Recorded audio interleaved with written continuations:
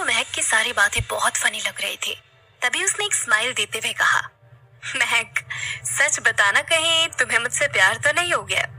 नहीं, मैं सच में जानना चाहती हूँ, तुम मेरी इतनी परवाह क्यों कर रही हो?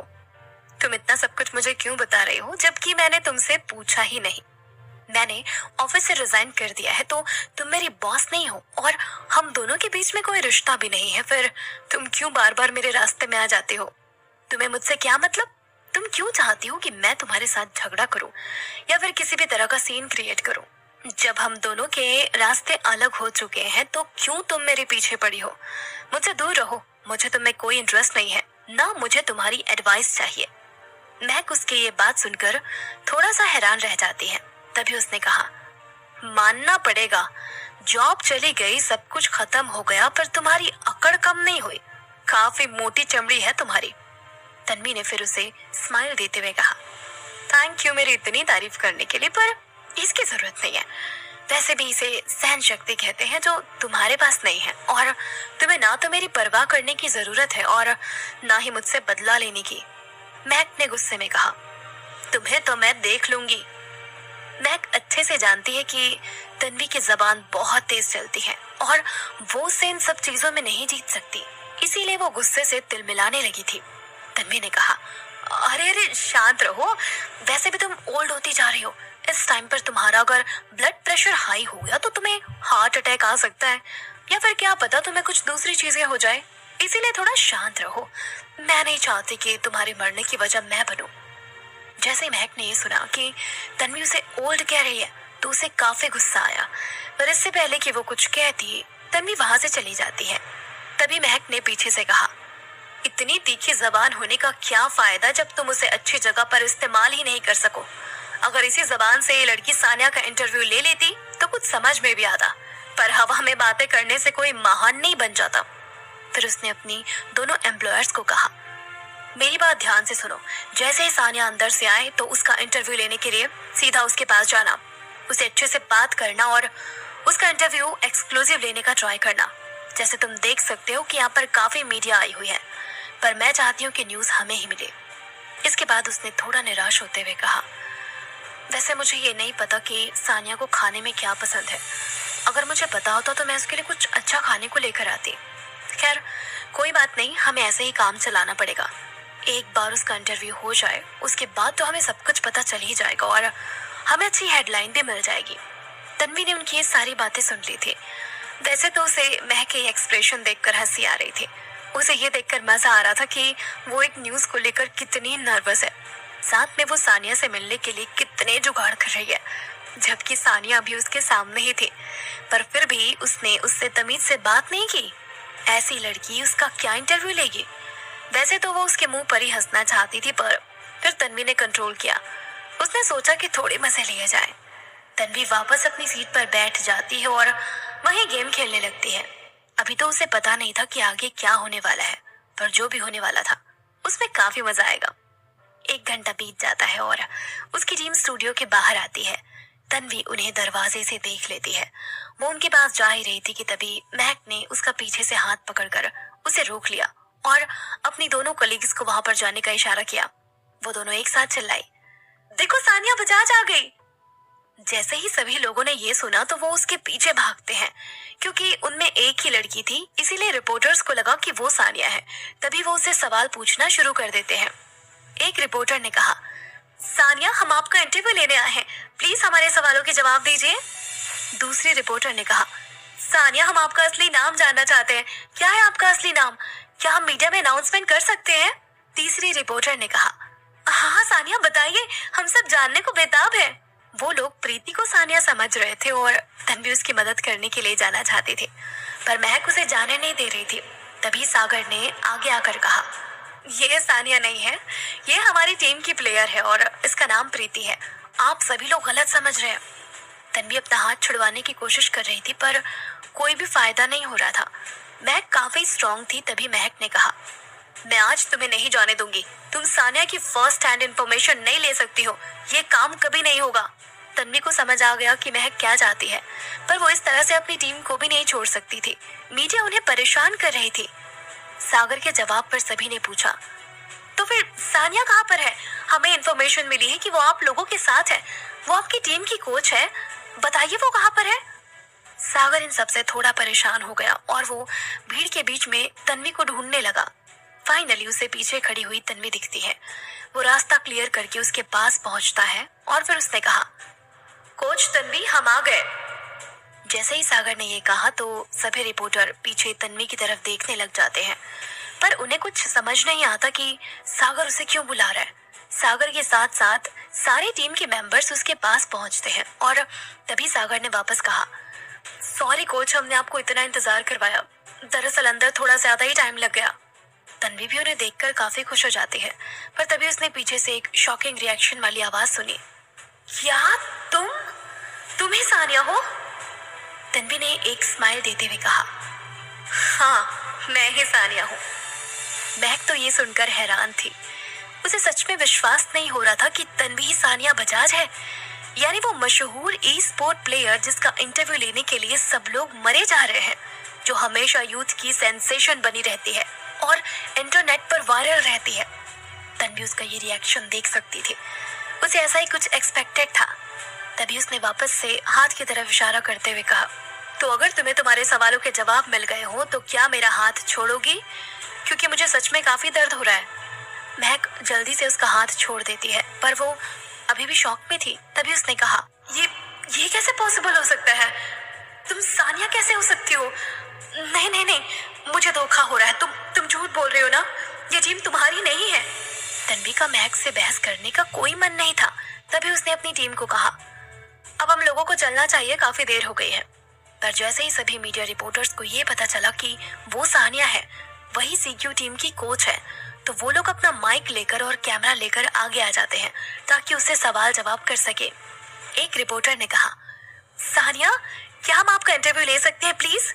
क्या आप हमारी कंपनी में इंटरव्यू देने आ सकती हैं? दूसरे रिपोर्टर ने कहा, सानिया, हम जानना चाहते हैं कि आप ई स्पोर्ट्स कैस्टर क्यों बने? तीसरे रिपोर्टर ने कहा, सानिया, क्या आप अपनी आइडेंटिटी के बारे में हम लोगों से कुछ कहना चाहेंगी? क्या आप पब्लिक को अपने फेवर में 2 शब्द कहना चाहेंगी? वैसे तो तन्वी वहां से अपनी टीम के साथ जाने लगी थी, पर जैसे ही उसने ये सारे सवाल सुने तो उसने जवाब देते हुए कहा, मैं ई स्पोर्ट कैस्टर इसीलिए बनी क्योंकि ये मेरा पैशन है, क्योंकि मैं एक प्रोफेशनल प्लेयर हूँ, अभी से नहीं पिछले 8 साल से। तन्वी ने वीडियो गेम खेलना इसीलिए शुरू किया था क्योंकि उसे वहां पर विद्युत मिला था। एक वही था जिसकी वजह से उसने ये सब कुछ खेलना शुरू किया और बाद में इन सब चीजों से वो प्यार करने लगी। उसे ये सब कुछ अच्छा लगने लगा। अगर वो आज इतनी अच्छी प्लेयर बनी है तो उसके पीछे कहीं ना कहीं विद्युत का हाथ है, पर जाहिर सी बात है वो ये चीज मीडिया में नहीं बता सकती थी। वो तो फिर वहां से जाने लगी थी कि तभी एक रिपोर्टर ने भीड़ से चिल्लाते हुए कहा, सानिया, नहीं नहीं तन्वी, क्या हम आपका एक्सक्लूसिव इंटरव्यू ले सकते हैं? हमारी कंपनी आपको अच्छे खासे पैसे भी दे देगी, बस आपको हमारे साथ एक इंटरव्यू करना है। तन्वी उनके सवालों से परेशान हो गई थी। उसे कोई इंटरव्यू नहीं देना था, पर मीडिया बार बार उससे एक ही सवाल कर रही थी। तभी उसने कहा, आपको ऐसा क्यों लगता है कि मैं किसी भी न्यूज एजेंसी में अपना एक्सक्लूसिव इंटरव्यू देने के लिए तैयार हो जाऊंगी? जरा सोच के देखिए कि मैं सब करना पसंद नहीं करती हूँ तो आप कोई स्पेशल नहीं है। महक चुप बैठने वालों में से नहीं थी। तभी उसने कहा, तुम्हें इंटरव्यू देना पड़ेगा और सबसे पहले हमारे ही न्यूज चैनल को देना होगा, चाहे तुम्हें पसंद आए या ना आए। अगर तुमने मना किया तो मैं तुम्हारे सारे बुरे राज सबके सामने खोल दूंगी। तन्वी को महक पर काफी गुस्सा आ रहा था क्योंकि वो अभी भी बाज नहीं आई थी। इससे पहले कि वो पलट कर जवाब देती, महक ने वापस से कहा, अब मुझे समझ में आया कि तुम हमेशा अपने लाइव ब्रॉडकास्ट में चेहरा क्यों छुपाती थी, क्यों तुम कभी किसी के सामने नहीं आई, क्योंकि तुम्हें पता है कि तुम्हारे पेरेंट्स ने जो किया है, अगर वो सबको पता चल गया तो इससे तुम्हारे ऊपर कितना बुरा इफेक्ट पड़ेगा। ये तुम्हारी ऑडियंस तुम्हारे खिलाफ ही हो जाएगी। तन्वी ने भी काफी कॉन्फिडेंस के साथ कहा, महक, तुम्हें सच में लगता है कि मैं इन सब चीजों से डरती हूँ? मैं कभी इससे पीछे नहीं हटी, चाहे कोई भी प्रॉब्लम हो, मैंने हमेशा डटकर सामना किया है और आगे भी करती रहूंगी, क्योंकि मुझे पता है कि हमारा कानून असली खूनी को सजा जरूर दिलाएगा और ये काम भी बहुत जल्दी होगा। फिर सबको पता चल जाएगा कि मेरे पेरेंट्स इनोसेंट थे। और हाँ, मैं ना तो तुमसे डरती हूँ और ना ही किसी और से, इसीलिए अगर तुम मुझे एक्सपोज करना चाहती हो तो खुले दिल से करो, मुझे कोई एतराज नहीं है। तुम्हें जो करना है तुम वो कर सकती हो। पर मैं तुम्हें अपना इंटरव्यू कभी नहीं दूंगी, क्योंकि मैंने तुम्हारी उस घटिया एजेंसी से खुद रिजाइन किया है, उसे ठोकर मारी है, तो उस एजेंसी को मेरा एक्सक्लूसिव इंटरव्यू पूरी लाइफ में कभी नहीं मिलेगा। महक को इतना कुछ सुनाने के बाद और उसे मुंह तोड़ जवाब देने के बाद तन्वी अपनी टीम को लेकर वहां से चली जाती है। महक का चेहरा उतर गया था और वो गुस्से के मारे लाल हो चुकी थी, क्योंकि उसने कभी अपने ख्यालों में भी नहीं सोचा था कि तन्वी ही सानिया निकलेगी। वो तो उसे एक आवारा समझती थी, ऐसे रिपोर्टर जिसका कोई अस्तित्व नहीं है। पर यहाँ तो बाजी पूरी पलट गई थी। पर उसे एक बात ये समझ में नहीं आ रही थी कि अगर तन्वी सानिया है, वो इतनी फेमस है और अपने ब्रॉडकास्ट से इतना कमा रही है, तो फिर उसे एक न्यूज एजेंसी में काम क्यों किया? क्यों वो उनके वहां पर एक रिपोर्टर के तौर पर काम करती रही? इसका मतलब तो यही हुआ ना कि जरूर वो कोई गहरे राज छुपा रही है। ऐसा कुछ है जिसके लिए तन्वी ने वहां इतनी जिल्लत सहकर भी वहां पर इतना काम किया, एक रिपोर्टर बनी। तो क्या मकसद हो सकता था? महक यही पता लगाना चाहती थी। महक खुद को संभालती है और अपने दोनों कलीग्स को कहती है, इसका पीछा करो, इसकी सारी इंफॉर्मेशन निकलवाओ, क्योंकि मैं इसके सारे गहरे राज का पता लगाना चाहती हूँ।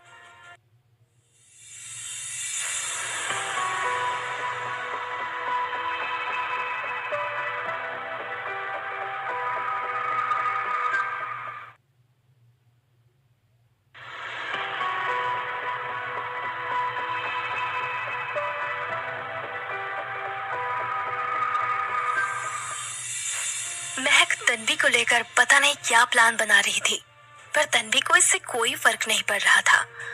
उसके लिए ये सारी चीजें पुरानी हो चुकी थी। वो जानती है कि महक उसके रास्ते में आने की जरूर कोशिश करेगी, और अब क्योंकि उसे ये पता चल गया है कि वही सानिया है, तो वो उसका इंटरव्यू लेने के लिए कुछ भी करेगी। थोड़ी देर में वो लोग वापस से अपने विला पर आ जाते हैं। तन्वी उन लोगों को ड्रॉप करके वहां से जा ही रही थी कि तभी सागर ने उसे रोक लिया और उसे कहा, तन्वी बहुत टाइम हो गया है, हमने साथ में कोई मैच नहीं खेला, क्यों ना तुम थोड़ी देर रुककर हम सभी के साथ एक एक मैच खेलो? पर मैं जानता हूँ कि तुम्हारे हाथ में प्रॉब्लम है, तो क्या तुम इस हाथ के साथ मैच खेल पाओगी? जब विद्युत तन्वी को डॉक्टर के पास लेकर गया था, तब से उसके हाथ में इतनी प्रॉब्लम नहीं हुई जितनी होनी चाहिए थी। वैसे तो उसका हाथ कोई दिक्कत नहीं दे रहा था, पर कोई इम्प्रूवमेंट भी नहीं हुई थी। कई बार उसे कमजोरी फील होती है और उसका हाथ ठीक से काम नहीं करता। उसे एक बार के लिए तो लगा कि इस वक्त गेम खेलना सही आइडिया नहीं है, पर फिर वो अपनी टीम की तरफ देखती है। वो लोग उसे काफी उम्मीद से देख रहे थे। तभी उसने स्माइल देते हुए कहा, ठीक है, हम लोग आज मैच जरूर खेलेंगे। मुझे भी गेम खेले हुए काफी टाइम हो गया है। सभी लोग तन्वी का ये फैसला सुनकर खुश हो जाते हैं। वो लोग अंदर जाते हैं और करीब आधे घंटे तक गेम खेलते हैं। तन्वी ने पहले आधे घंटे काफी स्मूथ तरीके से खेला, कोई गलती नहीं की, बल्कि वो सारे मैच जीत जाती है। पर आधे घंटे बाद उसका हाथ वीक पड़ने लग जाता है और वो काफी गलतियां करने लग जाती है। उसे समझ आ गया कि अब उसे यही खेल रोकना होगा, वरना प्रॉब्लम हो जाएगी। फाइनली तन्वी ने डिसाइड किया कि उसे गिव अप करना होगा। तभी उसने कहा, चलो बहुत खेल लिया आज के लिए, अब मुझे ऐसा लगता है कि अपने हाथ को मुझे आराम देने की जरूरत है। वो अपनी टीम को कुछ इंस्ट्रक्शन देती है, गेम की प्लानिंग बताती है और उनके लिए सारा शेड्यूल भी तैयार कर देती है। इसके बाद वो फाइनली वहां से बाहर आ जाती है। पर बाहर आने के बाद उसके चेहरे पर डिसअपॉइंटमेंट दिख रही थी। उसे कुछ अच्छा नहीं लग रहा था, क्योंकि वो बहुत टाइम से अपने हाथ का पूरा ध्यान रख रही है। ना गेम खेल रही है, ना ही कोई भी हैवी चीज उठाती है। इतनी केयर करने के बावजूद भी उसे कोई इम्प्रूवमेंट नहीं दिखी। ऐसा क्यों हो रहा था? क्या उसे ज्यादा ध्यान रखने की जरूरत है, या फिर ये उसकी परमानेंट प्रॉब्लम बन चुकी है जिसका कोई सोल्यूशन नहीं निकलेगा? तन्वी इन सभी ख्यालों को अपने दिमाग से बाहर निकालती है और टैक्सी लेकर वापस घर आ जाती है। जब वो घर के अंदर आई, तब उसने देखा कि आस्था गुमसुम सी सोफे पर बैठी हुई है। उसके चेहरे से ही पता चल रहा था कि वो काफी टेंशन में है। तन्वी उसके पास गई और उसने काफी प्यार से पूछा, आस्था, क्या बात है? मैं तुम्हें बहुत दिन से नोटिस कर रही हूँ, तुम खोई खोई सी लग रही हो, किसी से बात नहीं कर रही, ठीक से खाना नहीं खा रही। हॉस्पिटल से जब से आई हो तब से तुम्हें कुछ हो गया है, जरूर कुछ छुपा रही हो ना तुम? आस्था अभी भी चुप चुप ही थी। उसे तन्वी से बात करने का मन नहीं कर रहा था। तभी वो खड़ी हुई और उसने ऊपर जाते हुए कहा, मैं ठीक हूँ, सच में मेरा विश्वास करो, मुझे कुछ नहीं हुआ है। मैं बस ऊपर जा रही हूँ क्योंकि कुछ देर अकेले रहना चाहती हूँ। इतना कहने के बाद आस्था अपने कमरे में आ जाती है और तन्वी अकेले सोफे पर बैठ जाती है। तन्वी को वैसे तो समझ में आ रहा था कि कोई गड़बड़ जरूर है, पर क्या बात है वो नहीं जानती थी। आस्था अपने कमरे में गई और उस हॉस्पिटल के फॉर्म को देखने लगी जिसे उसने सुबह ही फिल किया था। उसने डॉक्टर से अबॉर्शन की अपॉइंटमेंट भी ली थी, सब कुछ फिल भी कर दिया था। उसे दिन में हॉस्पिटल भी जाना था। वो वहां जाने से हिचकिचा रही थी। उसे समझ नहीं आ रहा था कि अब ये सब करना सही है या नहीं। वो बुरी तरह से फंस गई थी, अपनी फीलिंग्स को जान नहीं पा रही थी और ना ही उसने ये बात किसी और के साथ शेयर की। यहाँ तक कि विराट को भी इसके बारे में नहीं पता था। वो विराट को पसंद करती है, सिर्फ पसंद ही नहीं बल्कि उससे प्यार भी करती है, पर आस्था जानती है कि उन दोनों का कुछ नहीं हो सकता। भले ही विराट ने उसे गलत क्यों ना समझा हो, उसे वो सारी बातें क्यों ना कही हो, पर इससे वो सच तो नहीं बदल जाता कि वो उसे अभी भी पसंद करती है और आगे भी करती रहेगी। विराट के बारे में सोचने के बाद उसने अपने पेट पर हाथ रखा और वो अपने बच्चे को फील करने लगी। चाहे कुछ भी क्यों ना हो जाए, चाहे ये गलती ही क्यों ना हो, पर उसे ये जानने का हक है। पर वो ये सब कुछ किस मुंह से बताएगी? बच्चा विराट का है और उसका है ये जानकर उसे काफी खुशी तो हुई, पर फिर यही सोचकर वो दुखी हो गई कि जब वो इस दुनिया में आएगा तो वो उसे कैसे संभालेगी। क्या विराट इतनी यंग एज में फादर बनना पसंद करेगा? क्या वो बच्चे को और अपने काम को संभाल पाएगी? क्या विराट इसकी रिस्पॉन्सिबिलिटी लेगा? और सबसे बड़ी दिक्कत की बात तो ये थी कि उसकी फैमिली क्या कहेगी। अगर उन्हें इन सब के बारे में पता चल गया तो फिर आस्था को वो लोग घर से निकाल देंगे। इसके बाद उसके पास कुछ भी नहीं बचेगा। ऐसे में ना तो वो खुद को संभाल पाएगी, ना ही बच्चे को। इसके अलावा भी उसे जिंदगी भर लोगों के ताने सुनने पड़ेंगे, कई सारी प्रॉब्लम्स फेस करनी पड़ेगी। ऐसे में वो बच्चे को सफर करने नहीं दे सकती थी। आस्था को अच्छे से पता है कि वो और विराट कभी पास नहीं आ सकते हैं, क्योंकि दोनों की दुनिया अलग ही दुनिया है। यहाँ तक कि विराट के पेरेंट्स भी उसे कभी एक्सेप्ट नहीं करेंगे। उसने एक बार इस बच्चे को रखने का सोच भी लिया था। उसे लगा था कि वो ये सब कुछ हैंडल कर लेगी, उसके पास जॉब है और आगे वो कुछ दूसरे काम करके उस बच्चे को पाल भी लेगी। पर जब वो बड़ा होगा, अपने फादर के बारे में पूछेगा, तब आस्था उसे क्या बताएगी? वो अपने बच्चे को उसके फादर का नाम किस मुंह से बताएगी? और अगर एक दिन विराट को पता चल गया कि वो उसका बच्चा है, तो फिर वो किस तरह से रिएक्ट करेगा? क्या पता विराट गुस्से में उसके खुद के बच्चे को उससे दूर कर दे और उसकी कस्टडी ले ले। खैर, ये तो बहुत आगे की बात हो गई। अभी तो फिलहाल उसे खुद की करंट सिचुएशन पर फोकस करना था, इस बच्चे के ऊपर फोकस करना था, ये डिसाइड करना था कि अबॉर्शन करवाना है या नहीं, क्योंकि इस वक्त यही सबसे इम्पोर्टेंट है और कुछ नहीं। वो कुछ देर सोचती है, सारी चीजें एक साथ कनेक्ट करके देखती है, सारी प्रॉब्लम्स को फेस करने का सलूशन भी निकालती है और फाइनली एक डिसीजन पर आती है। सब कुछ सोच समझने के बाद उसने वो फॉर्म अपने बैग में रखा, जूते पहने, कैब बुक की और सीधा हॉस्पिटल जाने के लिए निकल गई। उसे नीचे तन्वी भी मिली। उसने तन्वी को सुप्रिया के बारे में सब कुछ समझा दिया कि कैसे वो उसका ध्यान रख सकती है। आस्था ने तन्वी को इन्फॉर्म कर दिया था कि वो थोड़ी देर के लिए बाहर जा रही है, इसीलिए सुप्रिया का ध्यान अभी उसे ही रखना होगा। तन्वी उसे हाँ कह देती है और वो वहां से निकल जाती है। तन्वी को अभी भी कुछ गड़बड़ लग रही थी। उसे एक फीलिंग आ रही थी कि कुछ ठीक नहीं है। तो वही लगभग 20 मिनट में आस्था हॉस्पिटल पहुंच जाती है। वहां आसपास काफी सारे लोग थे। वो उन्हें देखकर थोड़ा डर गई थी। इसके अलावा वो जो काम करने आई थी उसे तो लोग अलग ही नजर से देखते। पता नहीं उसे हॉस्पिटल में भी क्या क्या फेस करना बाकी था। जो भी लड़की वहां पर अबॉर्शन करवाने आई थी वो या तो अपने हस्बैंड के साथ थी या फिर बॉयफ्रेंड के साथ। एक वही थी जो अकेली आई थी और आस्था को काफी ऑकवर्ड महसूस हो रहा था। वैसे तो वो अकेली थी, पर फिर भी आस्था डरी नहीं, उसमें कॉन्फिडेंस था। इसीलिए जब वो डॉक्टर ने उसे पेपर वर्क पूरा करने के लिए कहा, तब उसने सब कुछ फिल कर दिया और सारी इन्फॉर्मेशन भी दे दी, सिवाय एक चीज के। डॉक्टर ने उस पर फादर का साइन भी मांगा था, और क्योंकि विराट उसके साथ नहीं आया था इसीलिए ये नहीं हो सकता था। अब वो फॉर्म पर साइन करवाने के लिए बच्चे के फादर को कैसे लेकर आए, क्योंकि उन्हें तो इस चीज की भनक भी नहीं थी। आस्था डॉक्टर के पास जाती है और उसने थोड़ा नर्वस होकर कहा, डॉक्टर, मैं इस कॉलम पर फादर के सिग्नेचर नहीं ला सकती हूँ। क्या मैं ये खुद नहीं कर सकती? ये जरूरी है क्या? डॉक्टर ने उसे गुस्से में चिल्लाते हुए कहा, बिल्कुल नहीं, ये पॉसिबल ही नहीं है।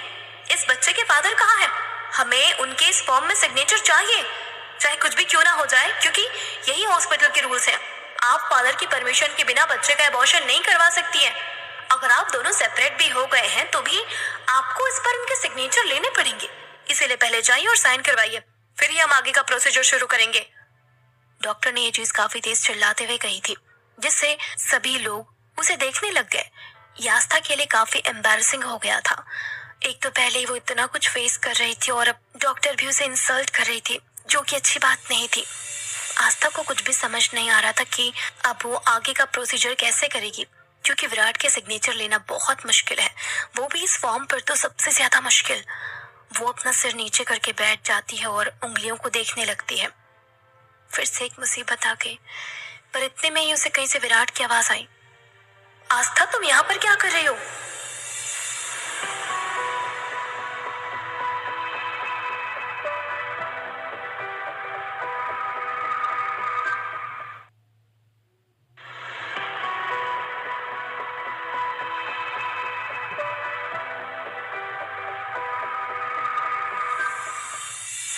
विराट यहाँ पर किसी काम से आया था। सबसे पहले तो उनकी कंपनी ने यहाँ पर इन्वेस्टमेंट कर रखी है। अशोक यहाँ के ट्रस्टी हैं, तो विराट उसी के सिलसिले में यहाँ आया था। और दूसरा, राखी यहीं से अपने कुछ टेस्ट करवाती है, जिसकी रिपोर्ट विराट को ही लेनी थी। इसीलिए वो वहाँ पर राखी की रिपोर्ट लेने के लिए रुका हुआ था। पर जब वो अपना काम कर रहा था, तब उसने सुना कि डॉक्टर किसी जवान लड़की पर बहुत तेज चिल्ला रही है, जो चीज उसे बिल्कुल भी पसंद नहीं आई।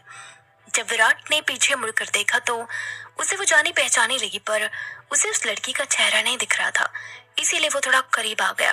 वैसे तो विराट को इन सब से कोई मतलब नहीं होता और ना ही वो कभी इन सारी चीजों पर ध्यान देता है, पर जब उसने करीब जाकर उस लड़की को देखा जिस पर डॉक्टर चिल्ला रही थी, तो वो शॉक हो गया। यही वजह थी कि वो वहां पर रुक गया। विराट ने अपना शॉकिंग रिएक्शन देते हुए कहा, आस्था, तुम यहाँ पर क्या कर रहे हो? क्या कोई प्रॉब्लम हो गई है? जैसे जैसे विराट उसके करीब आ रहा था, ठीक उसी टाइम आस्था ने उन डॉक्यूमेंट्स को अपने पीछे छुपा लिया, क्योंकि वो नहीं बताना चाहती थी कि वो यहाँ पर क्या करने आई है। पर विराट को समझ में आ गया था। तभी उसने कहा, तुम यहाँ पर अपना एबॉर्शन करवाने आई हो? आस्था थोड़ा सा परेशान लग रही थी, क्योंकि उसे जिस चीज का डर था वो हो रहा था। वो नहीं चाहती थी कि विराट को इन सब के बारे में पता चले, पर डायरेक्टली और इनडायरेक्टली उसे पता चले गया। उसका चेहरा पीला पड़ चुका था और आस्था को कुछ भी समझ में नहीं आ रहा था। वो काफी ज्यादा घबरा रही थी।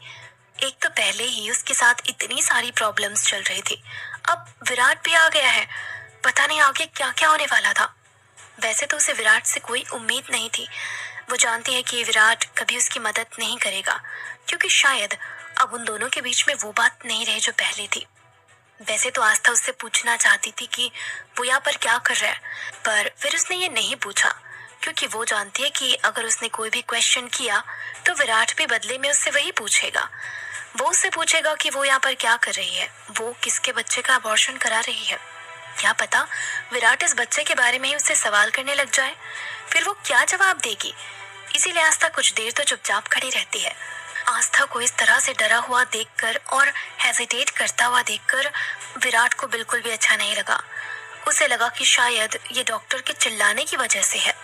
तभी उसने डॉक्टर से कहा, क्या आप मुझे बता सकती हैं कि अबॉर्शन करवाना इल्लीगल है? डॉक्टर विराट की ये भारी भरकम आवाज सुनकर थोड़ा डर जाती है। वैसे भी वो जानती है कि विराट इस हॉस्पिटल के ट्रस्टी का बेटा है, तो वो चाह कर भी उससे बदतमीजी नहीं कर सकती थी। तभी उसने थोड़ी धीमी आवाज में कहा, नहीं, ये बिल्कुल भी इलीगल नहीं है। विराट ने फिर गुस्से में कहा, आप एक डॉक्टर हैं और एक डॉक्टर का काम होता है अपने पेशेंट की बीमारी का इलाज करना, उनकी प्रॉब्लम को समझना, उन्हें सॉल्यूशन देना, ना कि उनकी प्रॉब्लम का मजाक बनाना। आप किसी भी पेशेंट की मजबूरी का फायदा कैसे उठा सकती हैं? आप उस पर इस तरह से कैसे चिल्ला सकती हैं? मैंने अभी भी जो आपका बिहेवियर देखा वो बिल्कुल भी अच्छा नहीं था। आप अपने पेशेंट के साथ इस तरह से कैसे बात कर सकती हैं? क्या आप लोगों को तमीज नहीं सिखाई जाती है? और आपको पता है कि ये लड़की कितनी प्रॉब्लम फेस कर रही है? ये अभी पता नहीं किस ट्रॉमा से गुजर रही होगी और आप है कि सबके सामने इस पर चिल्ला रही है। शर्म आनी चाहिए आपको। विराट ने इसके बाद आस्था की तरफ देखा और वापस से डॉक्टर को अपनी नाराजगी जाहिर करते हुए कहा, आप अच्छे से जानती हैं कि आपके प्रोफेशन में पेशेंट की इंफॉर्मेशन कॉन्फिडेंशियल रखी जाती है। पर मुझे नहीं लगता कि आपको कॉन्फिडेंशियल शब्द का मतलब भी पता है। आप इस तरह से चिल्ला चिल्ला कर इस पेशेंट की इंफॉर्मेशन लीक कर रही हैं। क्या ये एक डॉक्टर को करना सूट करता है? मुझे नहीं लगता कि आपको अपना काम करना भी आता है। मैं पर्सनली आपसे बहुत डिसअपॉइंट हुआ हूँ। डॉक्टर उसकी बात सुनकर थोड़ा सा डर जाती है। तभी उन्होंने घबराते हुए कहा, नहीं नहीं, ऐसी कोई बात नहीं है। वो दरअसल हुआ ये कि विराट उन्हें बीच में ही रोक देता है और फिर उसने वापस कहा, मैं कुछ नहीं सुनना चाहता हूँ।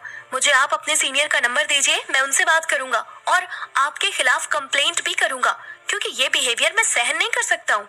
डॉक्टर को लगा कि अब तो वो गई, अब उसे कुछ ना कुछ करना ही पड़ेगा। अगर अभी भी उसने माफी नहीं मांगी तो थोड़ी प्रॉब्लम हो जाएगी। तभी उसने कहा, नहीं सर रुकिए, दरअसल मेरी ही गलती है। मुझे इस तरह से बात नहीं करनी चाहिए थी। मेरी टोन भी थोड़ी हाई हो गई। I am seriously sorry. मैं आगे से ऐसा कुछ भी नहीं करूंगी, मुझे माफ कर देना। विराट ने कहा, आप मुझसे माफी क्यों मांग रही हो? वो मैं नहीं हूँ जिसके ऊपर आप अभी चिल्ला रही थी। तो आप जिस पर चिल्ला रही थी, प्लीज उससे माफी मांगिए, क्योंकि माफी की असली हकदार वो है, मैं नहीं।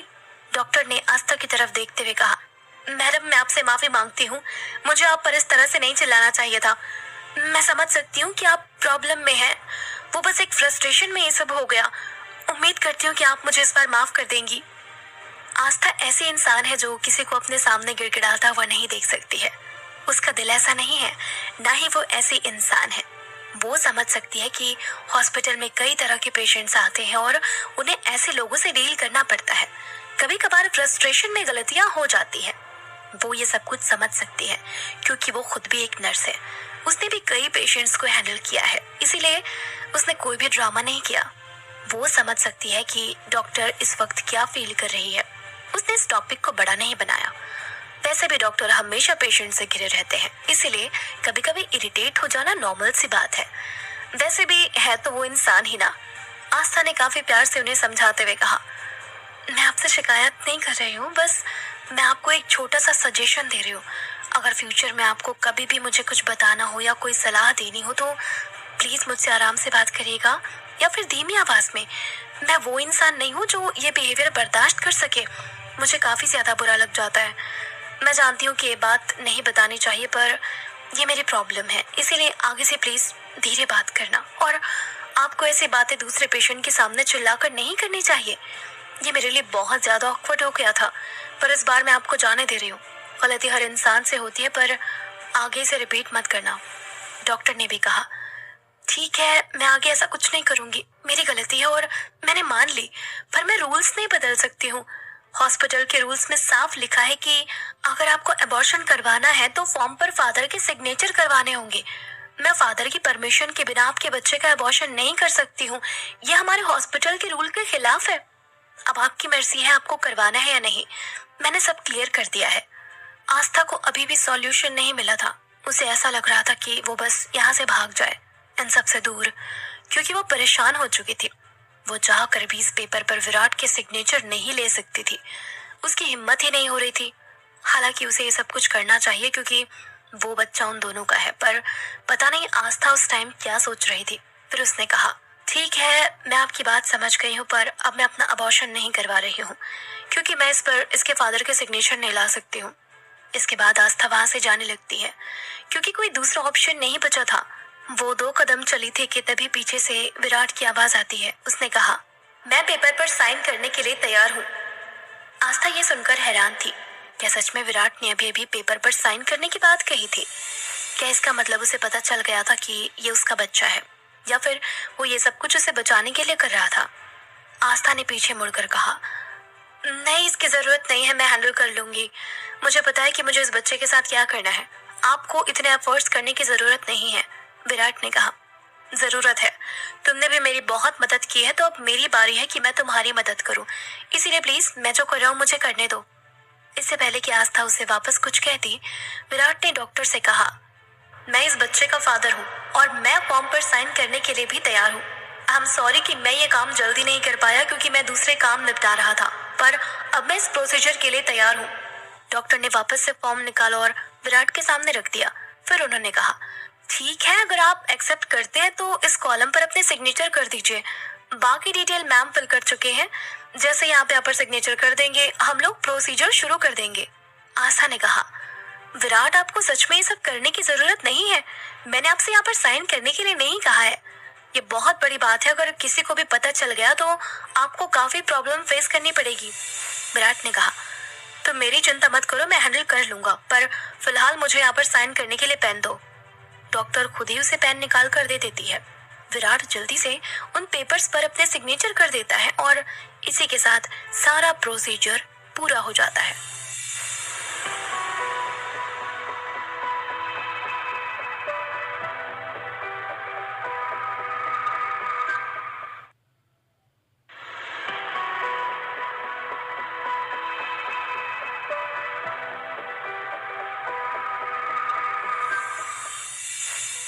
डॉक्टर ने दोनों के साइन लेने के बाद वो डॉक्यूमेंट अपने पास रख लिए और उन दोनों को ही इंतजार करने के लिए कहा। क्योंकि लाइन थोड़ी लंबी थी, इसीलिए उन्हें वेटिंग रूम में बैठने के लिए कहा गया। आस्था का नंबर आने में अभी काफी टाइम था और वैसे ही उन दोनों के बीच में चीजें ऑकवर्ड हो चुकी थी। उसे समझ नहीं आया कि विराट से किस तरह से क्या बात करनी चाहिए, उसे कैसे इन सब के बारे में समझाना चाहिए या फिर समझाना चाहिए भी या नहीं। वैसे भी अभी जो कुछ भी हुआ वो एक तरह से ठीक ही था, क्योंकि ये उन दोनों का ही बच्चा है। भले ही सब कुछ एक्सीडेंटली क्यों ना हुआ हो, पर सच तो सच ही रहेगा। इसीलिए आस्था को एक रिलीफ मिल रही थी कि विराट ने उन पेपर पर खुद सिग्नेचर किए। उसे अब थोड़ा कम गिल्ट रहेगा। टाइम काफी धीरे धीरे निकल रहा था। आस्था को समझ नहीं आया कि उसे क्या बात करनी चाहिए। वो चुपचाप बस वहां पर बैठी रहती है। विराट ने भी उससे बात करने की कोशिश नहीं की। काफी देर चुप रहने के बाद फाइनली विराट ने कहा। आस्था को लगा कि वो अभी इस सिचुएशन के बारे में पूछने वाला है जिसके बारे में वो जवाब नहीं देना चाहती थी। तभी उसने तुरंत उसकी बात को काटते हुए कहा, आप आंटी की चिंता कर रहे हैं तो मत करिए, वो बिल्कुल ठीक है। वो काफी जल्दी रिकवर कर रही है एंड उनका बोलने का तरीका भी वापस से नॉर्मल हो रहा है।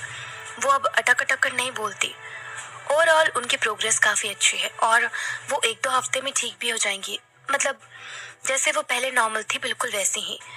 मैं बस आपसे एक चीज भी क्लियर करना चाहती हूँ कि आज हम सिर्फ इत्तेफाक से मिले हैं, इसीलिए आज जो कुछ भी हो रहा है उसके लिए मुझसे क्वेश्चन मत करना, ना ही घर जाने के बाद मुझे कॉल करना, क्योंकि मुझे अभी आपसे बात करने में इंटरेस्ट नहीं है। विराट ने कहा, ओके, पर मैं मॉम के बारे में नहीं पूछने वाला था। मुझे तो तुम्हारे बारे में जानना है और मैं तुमसे आज जो कुछ भी हो रहा है उससे लेकर क्वेश्चन क्यों ना करूं। मुझे जानना है कि आखिर में बात क्या है। आस्था उससे नजरें चुराने लगती है क्योंकि वो जानती है कि विराट क्या पूछेगा, पर इससे पहले कि विराट उससे कोई भी क्वेश्चन करता, डॉक्टर वहां पर आ गई। उन्होंने कहा, चलिए आस्था, तुम्हारी टर्न आ गई है। आस्था ने विराट को कहा, मैं अंदर जा रही हूँ, अगर आप चाहे तो इंतजार कर सकते हैं, नहीं तो आप घर जा सकते हैं। वैसे भी आप काफी बिजी हैं तो मैं नहीं चाहती कि मेरी वजह से आपका काम अटके। मेरे लिए बाहर बैठकर आपको इंतजार करने की जरूरत नहीं है, वरना आप इसे भी गलत समझ लेंगे। इतना कहने के बाद आस्था वहां से चली गई। विराट को कुछ समझ नहीं आया कि वो उसे ताना मार कर गई कि सच में उसने ये दिल से कहा था। आस्था अंदर बेड पर जाकर लेट जाती है। डॉक्टर ने उसे बताया कि अभी उसका बेबी प्रीमेच्योर है, उसे 40 दिन भी पूरे नहीं हुए हैं, इसीलिए सर्जरी करने की जरूरत नहीं है। वो डॉक्टर कुछ टेस्ट्स करती है और इसके बाद उन्होंने बताया कि आस्था दवाई लेकर भी अपने बेबी को अबॉर्ट करवा सकती है। आस्था को भी मेडिसिन वाली बात ही सही लगी, क्योंकि इतनी यंग एज में एक सर्जरी कराना ठीक नहीं था, इसीलिए उसने दवाई का ऑप्शन ही सिलेक्ट किया। डॉक्टर उसे एक मेडिसिन देती है, फिर उन्होंने कहा, इसे तुम्हें अभी खाना होगा और एक मेडिसिन तुम्हें 2 घंटे बाद लेनी है। डॉक्टर उसे दवाई देती है और आस्था उसे लेकर ऑब्जर्वेशन रूम में चली जाती है। उसने वो दवाई अपने हाथ में रख रखी थी। ये प्रोसीजर 4 घंटे चलने वाला था। उसे वहाँ 4 घंटे रहना था। इसके बाद डॉक्टर चेक करेगी कि उसके पेट में से बच्चा ठीक तरीके से निकल गया है या नहीं। अगर प्रोसीजर बिल्कुल सेफ हुआ तो वो घर जा सकती है, पर अगर कोई प्रॉब्लम हुई तो उसे हॉस्पिटल में ही रुकना पड़ेगा। वो ऑब्जर्वेशन रूम में बैठी हुई उस दवाई को देखे जा रही थी, पर वो दवाई लेने की हिम्मत उसकी नहीं हो रही थी, क्योंकि आस्था को ये एहसास हो रहा था कि अभी उसके पेट में एक बेबी जन्म ले रहा है और ये दवाई लेकर वो उस जिंदा बच्चे को मार रही है। ये इस दुनिया का सबसे बड़ा पाप है। वो खुद के बच्चे को पेट के अंदर कैसे मार सकती है। ये सीन देखकर तो आस्था की आंखों में आंसू आ गए। उसे सच में काफी बुरा लग रहा था कि वो ये पाप करने जा रही है, पर उसके पास कोई ऑप्शन नहीं बचा था। वो सिर्फ 23 साल की ही है, अभी अभी ग्रेजुएट हुई है और पढ़ाई कर रही है, साथ में जॉब भी। इतनी सी उम्र में एक बच्चे की माँ बन जाना बहुत बड़ी बात है। शायद ये सही भी नहीं है, पर फिर भी वो उस बच्चे को नहीं मारना चाहती थी। पर वो गलती जो उसने उस रात की थी वो शायद बहुत बड़ी थी। कहने को तो उस रात को 1 महीना बीत चुका था, पर आज भी आस्था को सब कुछ याद था। वैसे तो वो अपने फ्यूचर की सोच रही थी, पर अभी प्रेजेंट में जो हो रहा है वो काफी टेरिबल था। कोई सोच नहीं सकता कि इस वक्त वो किस ट्रॉमा से गुजर रही है। उसे खुद के बच्चे को मारना पड़ रहा है सिर्फ इसीलिए क्योंकि उसने गलती कर दी, और अब वो रिस्पॉन्सिबिलिटी भी नहीं ले पा रही है। उस बच्चे के बारे में सोच सोच कर ही आस्था का बुरा हाल हो चुका था। वो अपना मुंह बंद करके बस रोए जा रही थी। उसकी आंखों में से आंसू रुक नहीं रहे थे, पर क्योंकि वो एक ऑब्जर्वेशन रूम में थी इसीलिए वो वहां पर खुलकर रो भी नहीं सकती थी। तो उसने अपना मुंह बंद किया हुआ था ताकि किसी दूसरे को सुनाई ना दे। वो यही उम्मीद कर रही थी कि काश कोई उसके पास होता जो उसका दर्द समझता, उसकी तकलीफ समझता, ये समझता कि वो भी किन सब चीजों से गुजर रही है और ये सब समझने के बाद उसे सपोर्ट करता। पर अनफॉर्चुनेटली ऐसा एक भी इंसान नहीं है। उसने तो ये बात अपने पेरेंट्स तक को नहीं बताई, तो फिर उसे किसी का सपोर्ट कैसे मिलता। आस्था के साथ साथ वहां पर 2 से 3 लड़कियां भी बैठी हुई थी। वो समझ सकती थी कि अभी आस्था कैसा फील कर रही है, उसके लिए सब कुछ कितना मुश्किल है, क्योंकि वो लड़कियां भी वहां पर इसीलिए आई थी। उन्होंने आस्था को संभाला। एक लड़की ने तो उसकी पीठ को रब किया ताकि उसे आराम मिले, दूसरी लड़की उसके लिए पानी लेकर आई। आस्था ने रोते हुए कहा, मैं ये नहीं कर सकती हूँ, मुझसे नहीं होगा। मैं अपने खुद के बच्चे को पेट में नहीं मार सकती, मुझसे इतना बड़ा पाप नहीं होगा। ओह गॉड, मुझे कुछ समझ नहीं आ रहा है कि मैं क्या करूं। काश कोई होता जो मुझे इन सबको लेकर एडवाइस देता, कोई मुझे यहाँ सपोर्ट करने के लिए होता। मैं क्यों इतनी अकेली हूँ, क्यों कोई मेरा दर्द नहीं समझ रहा। मैं ये नहीं कर सकती, मेरे हाथ तक कांप रहे हैं। उन्हीं में से एक लड़की ने उसे सपोर्ट करते हुए कहा, देखो मैं एक नजर में बता सकती हूँ कि ये तुम्हारा फर्स्ट टाइम है। ये सब कुछ तुम पहली बार करवा रही हो, इसीलिए तुम्हारे हाथ कांप रहे हैं। तुम्हें अच्छा नहीं लग रहा, पर फ्यूचर में तुम्हें ऐसी कोई फीलिंग नहीं आएगी। तुम्हें किसी चीज की परवाह नहीं रहेगी, ये सब कुछ आम बात हो चुकी होगी। वही एक और लड़की ने कहा, हाँ तुम इसकी चिंता मत करो। देखो अभी तुम कितनी यंग हो, तुम्हें इस एज में जॉब करनी चाहिए, अपनी लाइफ में आगे बढ़ना चाहिए, ना कि किसी बच्चे की माँ बनकर रह जाना चाहिए।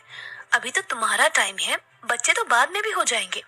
आस्था उन लोगों की बातें सुनकर हैरान थी। आखिर में किसी को तसल्ली देने का ये क्या तरीका था। पर वो लोग गलत भी नहीं थे। उसका पहली बार है इसीलिए वो बहुत ज्यादा बुरा फील कर रही है।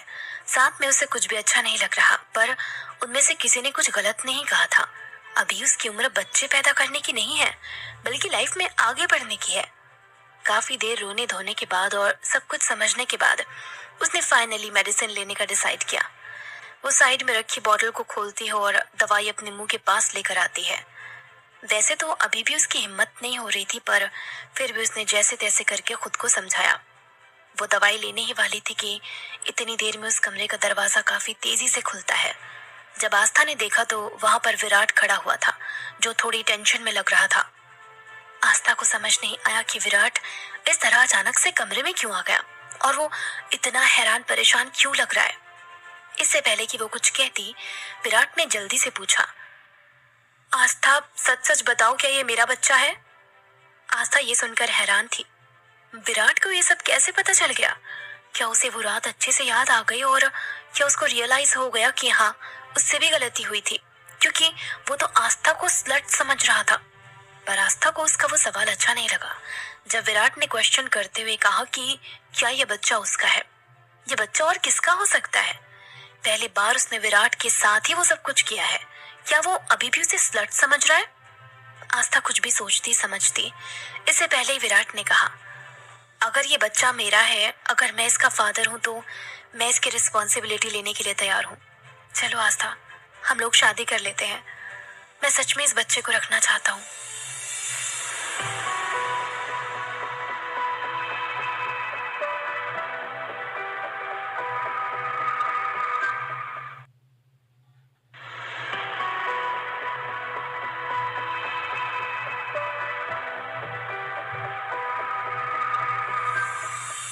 जब आस्था ने ये सुना कि विराट उससे शादी करने की बात कर रहा है और वो चाहता है कि बच्चा आस्था अबॉर्ट ना करे, तो वो एकदम से शॉक हो गई, क्योंकि उसने इसकी उम्मीद नहीं की थी। वैसे भी उसने कभी इतनी जल्दी शादी के बारे में नहीं सोचा था। हाँ, उसे पता था कि उसकी शादी होगी, पर इस तरह से और इतनी जल्दी होगी ये नहीं पता था। इसके अलावा वो सच में उससे शादी करने जा रहा है या फिर ये सब कुछ एक बच्चे की वजह से हो रहा है। आस्था को कुछ भी समझ नहीं आया कि उस सिचुएशन में उसे क्या करना चाहिए, पर वो इस तरह से हाँ भी नहीं कर सकती थी। तभी उसने कहा, इसकी कोई जरूरत नहीं है, आपको इस बच्चे की और मेरी रिस्पॉन्सिबिलिटी लेने की भी जरूरत नहीं है, मैं खुद हैंडल कर लूंगी। ये बात मैंने आपको उस दिन भी कही थी। जैसे ही आस्था ने ये कहा तब विराट को उसके सवाल का जवाब मिल गया। वो अभी तक इसी डाउट में था कि क्या ये बच्चा उसका है या नहीं, पर अब ऐसा लग रहा था कि वो काफी गलत था। ये बच्चा उसी का है। उसने जब से हॉस्पिटल के डॉक्यूमेंट्स देखे हैं तब से ही विराट को ये फीलिंग आ रही थी कि ये उन दोनों का ही बच्चा है जिसे आस्था गिराने जा रही है। पर अगर यही बात है तो वो उसे ये नहीं करने देगा। विराट को धीरे धीरे इसके बाद उस रात की बातें याद आने लगती है। वैसे तो पीने के बाद उसे कुछ भी याद नहीं था सिवाय एक एक्सीडेंट के जो उनके बीच उस रात हुआ था। आस्था क्योंकि पहले एक वेट्रेस रह चुकी है और उसने उनके पर्स से 3,000 रुपए लिए थे, इसीलिए विराट ने काफी गलत समझ लिया था। उसने आस्था को लेकर एक अलग ही राय बना ली थी। इसके बाद उन लोगों ने बातें क्लियर भी नहीं की, जिस वजह से बहुत बड़ा कंफ्यूजन क्रिएट हो गया। पर विराट को ये नहीं पता था कि उस रात जो भी हुआ वो आस्था का फर्स्ट टाइम था। पर अब उसे एहसास हो गया कि वो गलत नहीं थी, बल्कि विराट था जिसने गलती की और अब उसे इसकी रिस्पॉन्सिबिलिटी लेनी चाहिए। विराट को तो उस टाइम खुद पर शर्म आने लग गई थी, क्योंकि आस्था उसे जब से मिली है तब से उस लड़की ने सिर्फ विराट की मदद ही की है। वो लड़की तो एक कॉल पर भी भागी भागी हॉस्पिटल आ गई थी। वहां पर उसने विराट को संभाला, उन दोनों ने साथ में बातें की। विराट ने आस्था को गले लगाया और उसे उसके टफ टाइम में सपोर्ट किया। विराट सुप्रिया के डिस्चार्ज होने के बाद भी सीक्रेटली आस्था से उनकी तबीयत पूछा करता था। आस्था ने भी कभी कोई उससे बात नहीं छुपाई, यहाँ तक कि उसने सुप्रिया का काफी अच्छे से ध्यान भी रखा। पर बदले में उसने क्या दिया? उसने आस्था को बहुत आसानी से एक छोटी सी गलत फहमी पर स्लट कह दिया। चाहे जो कुछ भी हो, आस्था ये तो डिजर्व नहीं करती थी। इसीलिए विराट ने डिसाइड किया कि अब उसे इससे ज्यादा वो दुख नहीं पहुंचाएगा। विराट ने पूरा मन बना लिया था कि वो आस्था से ही शादी करेगा, क्योंकि कहीं ना कहीं वो उसे पसंद करता है और अगर बाई चांस वो बच्चा उनका नहीं भी निकलता तब भी विराट आस्था से ही शादी करना पसंद करेगा।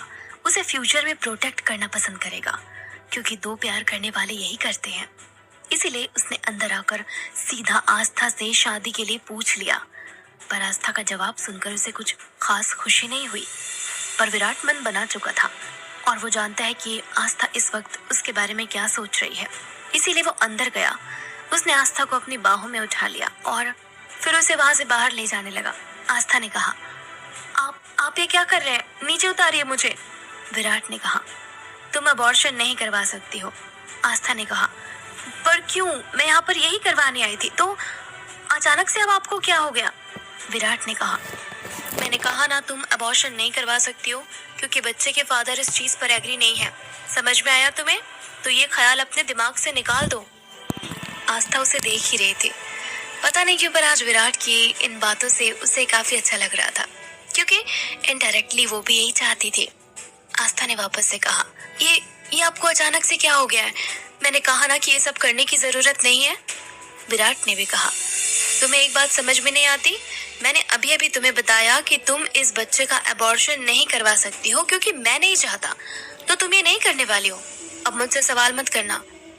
आस्था कुछ देर के लिए चुप हो गई, पर फिर पता नहीं क्यों उसे हंसी आने लग गई। विराट को समझ नहीं आया कि आखिर में वो इस तरह से हंस क्यों रही है। तभी उसने पूछा, तुम सच में हंस रही हो कि रो रही हो? तुम्हारे एक्सप्रेशन देखकर कुछ समझ नहीं आ रहा है। आस्था ने इसके बाद अपना मुंह बंद कर लिया और सर नीचे कर लिया। पता नहीं क्यों, पर अब उसे ऐसा लग रहा था कि सब कुछ ट्रैक पर आ रहा है। पहले उसे लग रहा था कि उसकी लाइफ खत्म हो चुकी है, पर अब ऐसा नहीं है। विराट सीधा उसे पार्किंग लॉट में लेकर आया और जल्दी से उसे अपनी कार के अंदर बिठा लिया। फिर वो खुद बैठ गया। इसके बाद उसने ड्राइव करना शुरू किया। आस्था को लगा कि वो घर जा रहे हैं, पर जब विराट ने दूसरा रूट लिया तो उसे कुछ समझ नहीं आया। तभी उसने पूछा, हम कहाँ जा रहे हैं? विराट ने कहा, घर। अभी हम मेरे घर जा रहे हैं और इसके बाद तुम्हारे घर जाएंगे। आस्था एक बार फिर हैरान रह जाती है और उसका ये शौक वाला चेहरा देखकर विराट ने कहा, हम घर इसीलिए जा रहे हैं ताकि वहां से डॉक्यूमेंट ले सके और हमारी आईडी ले सके। अब जाहिर सी बात है, तुम अपने डॉक्यूमेंट्स और आईडी साथ में लेकर तो नहीं घूमती होगी, इसीलिए पहले हम मेरे घर जाएंगे, इसके बाद तुम्हारे। वैसे भी डेट फिक्स करने की जरूरत नहीं है। मुझे ऐसा लगता है कि हमें कोर्ट मैरिज कर लेनी चाहिए। मेरी जानकार एक वकील है जो आज की आज हमारी शादी करवा देगी। थोड़ा पैसे खिलाने पड़ेंगे पर काम हो जाएगा। आस्था तो सदमे में चली गई कि ये सब क्या हो रहा है। इसका मतलब कि वो आज की आज ही शादी कर रहे हैं। आस्था ये फील कर सकती थी कि ये सब कुछ काफी जल्दबाजी में हो रहा है। शादी इस तरह से नहीं की जाती है। विराट बहुत इम्पल्सिव डिसीजन ले रहा है। तभी उसने विराट की तरफ देखते हुए कहा, हम ये नहीं कर सकते हैं। शादी इस तरह से नहीं की जाती। आपने बहुत जल्दबाजी में ये फैसला लिया है। जैसे ही आस्था ने ये कहा तो विराट उसे देखने लग गया। इस बार तो उसके चेहरे के एक्सप्रेशंस भी बदले हुए थे। तभी उसने वापस कहा, विराट, क्या आपको नहीं लगता कि ऑल ऑफ द सडन हो रहा है? हमने किसी को इसकी इंफॉर्मेशन भी नहीं दी है। हमारे पेरेंट्स तक को नहीं पता है। तन्विया, सुप्रिया आंटी को इसके बारे में कोई इंफॉर्मेशन नहीं है। कोई कोई कुछ भी नहीं जानता। हम इस तरह से शादी नहीं कर सकते हैं। हमारी फैमिलीज को बुरा लगेगा। विराट ने इसकी बात सुनने के बाद कहा, तुम फैमिलीज को छोड़ो, मुझे अपनी बात बताओ। क्या तुम मुझसे शादी नहीं करना चाहती? आस्था ने कहा, नहीं नहीं, ऐसी बात नहीं है। पर विराट ने उसकी बात खत्म होने से पहले ही कहा, अगर तुम मुझसे शादी नहीं करना चाहती हो तो इसका सीधा मतलब यही है कि तुम मुझसे शादी करना चाहती हो। तो बात खत्म होती है। हम दोनों शादी करना चाहते हैं और हम कर रहे हैं। अब इससे किसी को क्या दिक्कत होगी? जहाँ तक रही मेरे पेरेंट्स की बात, तो मैं उन्हें मना लूंगा। आस्था को समझ में आ गया कि वो विराट से इन सब चीजों पर बहस नहीं कर सकती, क्योंकि वो जवाब देने में अच्छा है, पर उसे अभी लग रहा था कि सब कुछ बहुत जल्दबाजी में हो रहा है। वो इसी महीने मिले हैं। उन्होंने कुछ पल ही साथ बिताए हैं। यहाँ तक कि उन्हें साथ रहते हुए 1 महीना भी नहीं हुआ है। दोनों एक दूसरे को अच्छे से जानते तक नहीं। और जब से विराट ने आस्था को सब कुछ फोन कॉल पर कहा था, उसके बाद तो दोनों की बात बिल्कुल ही बंद हो गई थी। पर अब जब वो दोनों मिले तो अचानक से शादी कर रहे, ये बात आस्था को डाइजेस्ट नहीं हो रही थी। वो सच में काफी नर्वस थी। पहले उसके सर पर बच्चे की टेंशन थी और अब उसके फादर की टेंशन आ गई है। पहले वो इस कश्मकश में थी कि बच्चे को अबॉर्ट करवाना चाहिए या नहीं, और अब इस दुविधा में है कि विराट से शादी करनी चाहिए या नहीं। आस्था ने एक बार फिर अपनी बात को क्लियर करते हुए कहा, विराट, मैं आपको बताना चाहती हूँ कि मैं ऐसे इंसान नहीं हूँ जो कभी भी किसी से भी मुंह उठाकर शादी कर ले। शादी कोई मजाक नहीं है। ये जिंदगी भर का रिश्ता है जो हमें साथ मिलकर निभाना होगा, और हम तो एक दूसरे को अच्छे से जानते तक नहीं है। सबसे बड़ी बात, मैं नहीं चाहती कि आप मुझसे शादी सिर्फ इसीलिए करें क्योंकि मेरे पेट में आपका बच्चा पल रहा है। विराट ने कहा, तो तुम्हें क्या लगता है कि क्या मैं आए दिन शादी करता रहता हूँ? अगर मैं तुम्हें शादी के लिए प्रपोज कर रहा हूँ तो इसका मतलब मेरे मन में तुम्हारे लिए फीलिंग्स है। ऐसा नहीं है कि मैं सिर्फ इस बच्चे की वजह से तुमसे शादी कर रहा हूँ। मैं तुम्हारे साथ जिंदगी भर रह सकता हूँ। ट्रस्ट मी, मैंने बहुत सोच समझ कर ये फैसला लिया है। ऐसा नहीं कि मेरे दिमाग में शादी करने का ख्याल आ गया और कर लिया। नहीं, मैं जानता हूँ कि मैं क्या कर रहा हूँ। आस्था एक बार फिर चुपचाप बैठ जाती है। वो सच में अंदर से काफी नर्वस थी। उसे अभी भी लग रहा था कि बहुत जल्दबाजी में ये सब कुछ हो रहा है। उसने बिल्कुल नहीं सोचा था कि विराट उसे सीधे सीधे शादी के लिए पूछ लेगा और वो अब मना भी नहीं कर पाएगी। पहले तो उसे लग रहा था कि शायद विराट ने जल्दबाजी में ये फैसला लिया है तो घर जाते जाते क्या पता उसका माइंड चेंज हो जाए। पर जब वो घर के करीब पहुंच रहे थे तब भी विराट बिल्कुल वैसे ही था जैसे कुछ देर पहले था। इसका मतलब उसने ये डिसीजन जल्दबाजी में नहीं लिया है और विराट उससे शादी इसीलिए करना चाहता था क्योंकि सबसे पहले वो उसे पसंद करता है। वो जानता है कि वो आस्था के साथ अपनी जिंदगी बिता सकता है। इसके अलावा उसकी अब शादी करने की एज हो चुकी है। राखी भी उसके पीछे पड़ी रहती कि अब शादी उसे कर लेनी चाहिए ताकि नोमानी फैमिली का वंश आगे बढ़े। तो ये टाइम शादी करने के लिए बिल्कुल सही था क्योंकि बेबी तो उनकी लाइफ में वैसे भी आ गया है। वैसे भी आस्था में कोई कमी नहीं है। वो दिल से बेहद खूबसूरत इंसान है और सूरत से तो है ही। वो खुद को काफी अच्छे से मेंटेन करके रखती है। ना ही किसी से फालतू में झगड़ा करती है और ना ही किसी के मैटर में टांग अड़ाती है। अपने काम से काम रखती है, साथ में सबकी काफी रिस्पेक्ट भी करती है। उसका नेचर इतना ज्यादा अच्छा है कि विराट अपनी पूरी जिंदगी उसके साथ बिना झगड़े बिता सकता है। उसे कहीं ना कहीं अपना फ्यूचर काफी अच्छा दिख रहा था। उसे काफी प्राउड फील हो रहा था कि उसने शादी के लिए आस्था जैसी लड़की को चुना है। विराट अपने ख्यालों में खोया हुआ था कि तभी आस्था ने कहा, वैसे मेरे घर जाने की जरूरत नहीं है, मैं अपनी आईडी अपने पर्स में रखती हूँ और शादी के लिए तो वही काफी होता है, तो हमें मेरे घर जाने की जरूरत नहीं पड़ेगी। विराट ने खुश होकर कहा, ये तो और भी अच्छी बात है, अब हमारा टाइम वेस्ट नहीं होगा, सब कुछ वैसे ही होगा जैसे मैंने सोचा था, मतलब हम अभी भी शादी कर सकते हैं। ग्रेट। खुशी के मारे विराट गाड़ी और भी तेज चलाने लगता है। 15 मिनट में वो लोग एक लग्जूरियस विला के आगे खड़े होते हैं। वो घर दिखने में इतना ज्यादा अच्छा था कि आस्था की आंखें खुली की खुली रह गई। उसने अपने लाइफ में पहले कभी भी इतना शानदार घर नहीं देखा था। बाहर महंगी कार्स खड़ी थी, इतना बड़ा घर, उसका इंटीरियर भी काफी महंगा लग रहा था। अब तो वो अंदर जाने से भी घबरा रही थी, क्योंकि ये उसका पहली बार था। वो यही सोच रही थी कि किस तरह से वो विराट की फैमिली से मिलेगी, वो लोग उसे एक्सेप्ट करेंगे या नहीं।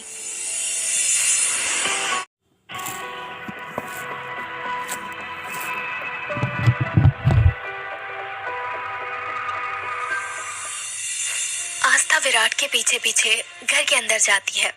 वो काफी घबराई हुई थी। उसे कुछ भी नहीं पता था कि आखिर में आगे क्या होने वाला है। उनका घर इतना शानदार था कि आस्था बहुत ज्यादा नर्वस हो गई थी। जब वो अंदर गई तब उनका फ्लोर इतना लग्जूरियस लग रहा था कि आस्था खुद को उसे देखने से रोक नहीं पाई। ऐसा लग रहा था कि वहां पर जो भी चीज रखी हुई है वो या तो फॉरेन मार्केट से परचेस की गई है या फिर वो हाई रेटेड है। वहां पर कुछ भी नॉर्मल नहीं लग रहा था। आस्था घर के कोने कोने को देख रही थी। घर अंदर से भी काफी बड़ा था। लग नहीं रहा था कि वहां पर सिर्फ 3 ही लोग रहते हैं। विराट जल्दी से अपने जूते उतारकर अंदर की तरफ आ जाता है, पर तभी उसने देखा कि उसके साइड में जो इंसान थी वो मिसिंग है। तभी उसने पीछे मुड़कर देखा। आस्था अभी भी दरवाजे पर खड़ी थी। तभी उसने कहा, विराट, मुझे अपने जूते बदलकर अंदर आने की जरूरत है, आप अंदर जाकर अपनी आईडी ले आइए, मैं यहीं पर खड़ी हूँ। विराट ने थोड़ी तेज चिल्लाते हुए कहा, टीना आंटी, टीना कहाँ पर है, जल्दी से इधर आइए। टीना उनके घर में काम करने वाली एक सर्वेंट थी। वो जल्दी से वहां पर आई और बोली, क्या हुआ सर? विराट ने कहा, ये मेरी दोस्त है, इसे जल्दी से एक नई स्लीपर ला कर दो ताकि ये घर के अंदर आ सके। टीना जल्दी से उसकी बात मानकर आस्था को घर में पहनने वाली स्लीपर दे देती है। क्योंकि उनके वहां की टाइल्स महंगी है, इसीलिए वो उसी के अकॉर्डिंग स्लीपर पहनते थे। आस्था घर के अंदर आकर खड़ी हो जाती है और विराट के आने का इंतजार करती है। वो ऊपर अपनी आईडी कार्ड और दूसरे डॉक्यूमेंट्स के लिए गया हुआ था। आस्था काफी ध्यान से उस घर को देख रही थी। नो डाउट कि वहां पर की सारी चीजें बड़े बड़े ब्रांड्स की रखी हुई थी। ऐसी एक भी चीज नहीं थी जो ब्रांडेड ना हो। उस घर में इंडिया से लेकर फॉरेन के सारे ब्रांड्स का कोई ना कोई सामान रखा हुआ था। ये देखकर तो आस्था शॉक्ड रह गई। आस्था उस घर को देखकर इसीलिए भी इतनी सरप्राइज थी क्योंकि उसने इतना आलीशान घर पहले कभी नहीं देखा था। वो हमेशा से ही एक मिडिल क्लास फैमिली में पली बढ़ी है। उन लोगों के पास लिमिटेड चीजें हुआ करती थी। ऐसा भी नहीं था कि वो सारी ब्रांडेड चीजें ही पहनते थे। लोकल शॉप से जो कपड़े लाए जाते थे वही उन्हें पहनने पड़ते थे।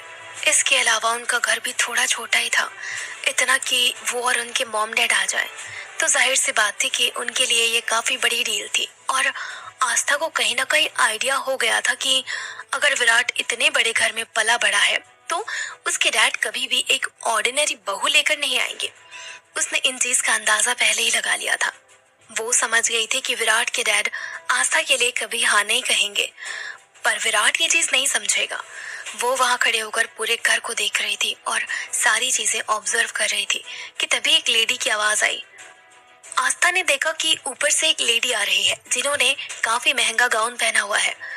लगभग 40 की उम्र थी उनकी और दिखने में वो काफी अच्छी लग रही थी, जैसे कि अमीर हस्बैंड की वाइफ होती है ना, बिल्कुल वैसे ही, अपने आप को मेंटेन करके रखने वाली। वैसे वो राखी थी। वो नीचे आ गई और उन्होंने टीना को आवाज लगाते हुए कहा, टीना, क्या विराट घर पर आ गया है? टीना पास में ही काम कर रही थी। तभी उन्होंने जवाब देते हुए कहा, हाँ मैडम, वो आ गए और साथ में अपनी एक दोस्त को भी लेकर आए हैं। राखी ने थोड़ा सरप्राइज्ड होकर कहा, विराट घर में एक लड़की को लेकर आया है, अमेजिंग। टीना आस्था की तरफ इशारा करती है और राखी सीधा उसके पास आ गई। फिर उन्होंने कहा, तुम कौन? मैंने तुम्हें पहचाना नहीं। इससे पहले कि आस्था उन्हें कोई भी जवाब देती, राखी ने वापस कहा, अरे तो तुम विराट की दोस्त हो, मैं तो भूल ही गई। वैसे तुम यहाँ ऐसे क्यों खड़ी हो? बैठो, इसे अपना ही घर समझो, इतना शर्माने की जरूरत नहीं है। वैसे मुझे माफ करना कि मैंने तुम्हें पहचाना नहीं, क्योंकि तुम वो लड़की नहीं हो जिसे विराट पहले घर लेकर आया था। शायद वो कोई और होगी।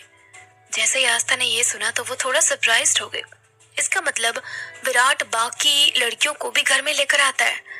आस्था को समझ नहीं आया कि किस तरह से उसे रिएक्ट करना चाहिए, पर राखी ने जल्दी से कहा, टीना, विराट की दोस्त घर पर आई है, जाओ जल्दी से इसके लिए कुछ खाने पीने को लेकर आओ।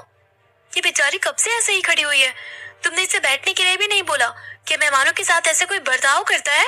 टीना जल्दी से किचन में जाती है ताकि वो आस्था के लिए कुछ खाने पीने के लिए ला सके। इसके बाद राखी ने उसे सोफे पर बैठने का इशारा किया। तभी आस्था ने कहा, नहीं आंटी, मैं यहाँ ठीक हूँ, वैसे भी विराट आ ही रहे हैं तो कोई बात नहीं। इससे पहले कि राखी उसे इंसिस्ट करती, विराट जल्दी से नीचे आया और वो देखता है कि राखी आस्था आमने सामने खड़े हैं। तभी उसने कहा, आंटी आप घर पर ही हैं, मुझे नहीं पता था। आप यूजुअली इस टाइम पर योगा क्लास में होती है, मैं आपको किसी से इंट्रोड्यूस करवाना चाहता हूँ। विराट जल्दी से उनके बीच में जाकर खड़ा हो जाता है। सबसे पहले उसने आस्था से कहा, इनसे मिलो, ये मेरे स्टेप मदर है, इनका नाम राखी है। आस्था ने जल्दी से उनके पैर छुए और कहा, नमस्ते आंटी। राखी को ये चीज काफी अच्छी लगी। तभी उन्होंने मुस्कुराते हुए कहा, नमस्ते बेटा, मानना पड़ेगा तुम में संस्कारों की कमी नहीं है, वरना आजकल के बच्चे पैर नहीं छूते। मुझे ये देखकर काफी अच्छा लगा। आस्था ने उन्हें एक अच्छी सी स्माइल दी। फिर विराट ने राखी से कहा, आंटी अब आप इनसे मिलिए, इसका नाम आस्था है और ये मेरी। राखी ने जल्दी से कहा, ये तुम्हारी नई गर्लफ्रेंड है, मुझे देखकर ही पता लग गया था। वैसे तुम्हारी गर्लफ्रेंड काफी अच्छी है, मुझे तो बहुत पसंद आई। विराट ने कहा, मुझे पता था कि आपको ये पसंद आएगी, क्योंकि ये है ही इतनी प्यारी। वैसे हम दोनों ने शादी करने का डिसाइड किया है। राखी ने पहले खुशी खुशी में कहा, ये तो बहुत अच्छी बात है, पर फिर उन्हें रियलाइज हुआ कि विराट ने शादी की बात कही है। तभी वो शॉक हो जाती है और उन्होंने कहा, व्हाट, तुम दोनों शादी कर रहे हो? विराट ने उन्हें बात रिपीट करते हुए कहा, आंटी मैंने अभी अभी आपको बताया कि हम दोनों शादी करने वाले हैं, वो भी आज ही। राखी अभी भी इस चीज को डाइजेस्ट कर ही रही थी कि तभी विराट ने वापस कहा, वो मुझे मेरे आईडी कार्ड्स चाहिए थे, इसके अलावा कुछ दूसरे डॉक्यूमेंट्स भी जो हमारे घर के रजिस्टर में रखे हुए हैं, पर मुझे वो मिल नहीं रहे। आप जानती हैं कि वो कहाँ रखे हैं? मेरी अभी ऊपर लॉयर से बात हुई है, उन्होंने कहा कि मुझे वो सारे डॉक्यूमेंट्स लाने पड़ेंगे। वैसे भी अभी शादी करने के लिए टाइम बचा हुआ है, इसीलिए मैं जल्दी से उन्हें लेकर कोर्ट जाना चाहता हूँ। विराट ने जैसे ये कहा तो राखी आस्था को देखने लग गई। उसे सच में उम्मीद नहीं थी कि विराट इतनी जल्दी बड़ा डिसीजन ले लेगा। तभी उन्होंने हैरान होते हुए कहा, ये सच में अनएक्सपेक्टेड है, तुम दोनों शादी कर रहे हो और हमें इस बारे में कुछ पता ही नहीं है। फिर उन्होंने विराट की तरफ देखते हुए कहा, विराट तुम शादी कर रहे हो, शादी कोई मजाक नहीं है, तुम्हें ये चीज हमसे डिस्कस करनी चाहिए थी। हमें इसके बारे में और बात करनी चाहिए, क्योंकि ये बहुत जल्दबाजी में हो रहा है। तुम इस तरह से इतनी जल्दी शादी नहीं कर सकते हो। प्लस मैंने तो तुम्हारी शादी के लिए कितने बड़े बड़े सपने देखे थे। मैं तुम्हारी शादी लग्जरी तरीके से करवाना चाहती हूँ, कोई कोर्ट मैरिज जैसे नहीं। विराट ने कहा, नहीं आंटी, ये पे डिस्कस करने या कोई भी दूसरी चीज करने का टाइम नहीं है। हम दोनों ने डिसाइड कर लिया है और मैं अपना डिसीजन नहीं बदलूंगा। रही बिग फैट इंडियन वेडिंग की बात, तो वो हम बाद में कर लेंगे। आस्था ने कहा, विराट आंटी बिल्कुल ठीक कह रही है, शादी करना बहुत बड़ी बात है, ये कोई गुड्डे गुड़ियों का खेल नहीं है। मुझे ऐसा लगता है कि हमें आपके फादर की भी परमिशन लेनी चाहिए। आपने अभी तक अपने फादर से इस बारे में बात नहीं की है, तो हमें पहले उनसे इस बारे में डिस्कस कर लेना चाहिए। उनकी राय जान लेनी चाहिए कि क्या वो सच में शादी करवाना चाहते हैं या नहीं। ये काफी जल्दबाजी में हो रहा है एंड आंटी अकेले ये फैसला नहीं ले सकती हैं। मेरे ख्याल से तो आपको आपके फादर के आने का इंतजार करना चाहिए और उनसे परमिशन लेने के बाद ही आगे कोई दूसरा काम करना चाहिए। विराट ने तुरंत आस्था की बात सुन ली। तभी उसने कहा, ठीक है, मैं उन्हें कॉल मिलाता हूँ और घर आने के लिए कहता हूँ, फिर जो भी बात है हम लोग साथ में बैठकर डिस्कस कर लेंगे। राखी ने उसे हाँ कहा। इसके बाद विराट जल्दी से अशोक को फोन करके घर बुला लेता है। उसने कॉल पर उन्हें सारी डिटेल बता दी थी कि वो क्या क्या करने जा रहा है। कॉल कट करने के बाद उसने कहा, पापा कुछ ही देर में घर आ जाएंगे, तब तक हम तीनों यहाँ बैठकर उनका इंतजार करते हैं। आधे घंटे बाद अशोक भागते हुए घर आए। उनकी सांसें फूल रही थी और चेहरे पर टेंशन साफ दिख रही थी। उन्होंने घर में आकर सबसे पहले कहा, इस लड़के की बात पर एग्री मत करना। तुम कोई शादी नहीं कर रहे हो विराट। विराट ने भी कहा, पर क्यों नहीं, मैं शादी क्यों नहीं कर सकता? अशोक ने भी गुस्से में कहा, क्यों नहीं कर सकते? इसका क्या मतलब है कि तुम क्यों नहीं कर सकते? विराट, तुम्हारा दिमाग तो खराब नहीं हो गया है? तुम किसी भी राह चलती लड़की को घर ले आओगे और ये बोलोगी कि तुम्हें उससे शादी करनी है, तो क्या हम इस चीज पर मान जाएंगे? और जहां तक मैं जानता हूँ कि इस लड़के के पेरेंट्स तो ऑर्डिनरी स्कूल टीचर हैं। ये हमारे घर क्या लेकर आएगी? कुछ भी नहीं। ये तो खुद ही मिडिल क्लास फैमिली से है। जरा इसका और हमारा फैमिली स्टैंडर्ड तो देखो। अशोक ने बोलने से पहले ये भी नहीं सोचा कि आस्था को इस चीज का बुरा लगेगा, पर वो उसे सुनाने के लिए ही कह रहे थे।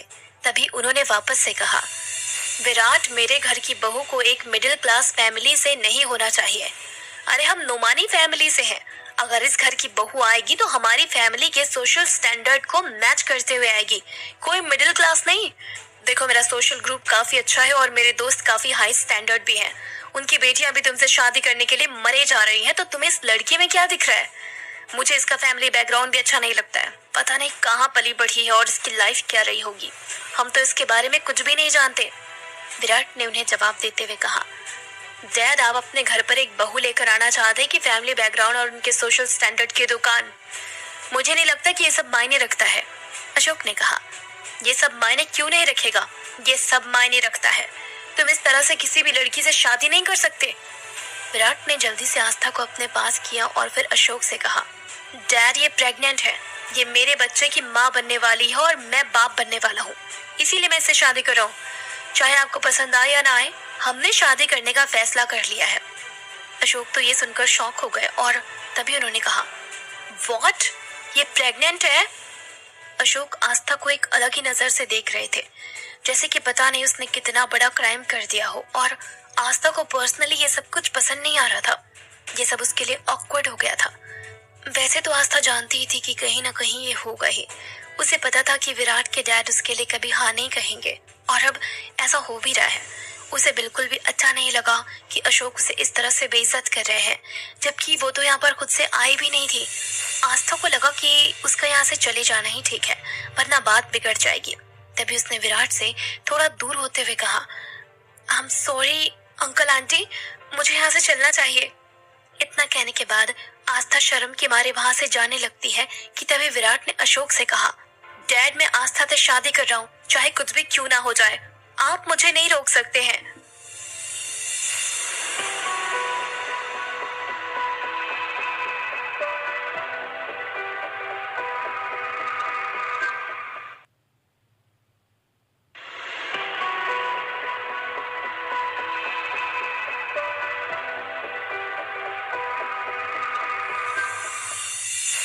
अशोक विराट की बात सुनकर काफी गुस्सा हो गए। तभी उन्होंने कहा, तुम विद्युत के जैसे क्यों बनते जा रहे हो? मैंने कभी उम्मीद नहीं की थी कि तुम मेरी बात को काटोगे। विराट, क्या तुम्हें समझ में नहीं आ रहा कि हम इस लड़की को अपने घर की बहू नहीं बना सकते? ये हमारे स्टैंडर्ड की नहीं है। वो विद्युत तो पहले ही मेरा नालायक बेटा बन चुका है। क्या तुम भी बनना चाहते हो? तुम मेरी उम्मीदों के खिलाफ जाकर इस लड़की से शादी करोगे? आखिर इसमें ऐसा क्या खास है? और रही बच्चे की बात, तो अबॉर्शन हो सकता है। तुम अबॉर्शन करवा सकते हो इसका। विराट ने गुस्से में कहा, नहीं, मैं आस्था का अबॉर्शन नहीं करवाऊंगा, क्योंकि मैं इस बच्चे की रिस्पॉन्सिबिलिटी लेना चाहता हूँ। एक जिम्मेदार बाप बनकर मैं अपनी जिम्मेदारियों से पीछे नहीं हटूंगा डैड। अशोक ने कहा, विराट, ये उम्र तुम्हारे बाप बनने की नहीं है, बल्कि जिंदगी में आगे बढ़ने की है। और ये लड़की भी यही चाहती होगी कि ये जिंदगी में आगे बढ़े। तुम क्यों भी पेरेंट्स बन रहे हो? बच्चे संभालना कोई आसान काम नहीं है। विराट ने कहा, डोंट वरी डैड, मैं अच्छे से जिम्मेदारी ले सकता हूँ और मैं लूंगा भी। रही बात शादी की, तो हम वो करके रहेंगे। इतना कहने के बाद विराट आस्था को लेकर वहां से चला गया। राखी ने एक बार तो अशोक को देखा और फिर विराट के पीछे बाहर चली गई। अशोक को काफी गुस्सा आ रहा था कि विराट उनके खिलाफ जाकर शादी कर रहा है। वो ये बर्दाश्त नहीं कर सकते थे कि उनका एक बेटा उनके अगेंस्ट जाकर पहले ही चीजें कर चुका है और अब दूसरा भी यही करने लग गया। वो सब कुछ अपनी मर्जी से चाहते थे, पर ऐसा लग नहीं रहा था कि कुछ उनकी मर्जी से होगा। विराट, राखी और आस्था तीनों ही घर के बाहर आ गए। तभी राखी ने आस्था को हाथ पकड़ के काफी प्यार से कहा, बेटा तुम तुम्हारे अंकल की बात का बुरा मत मानना।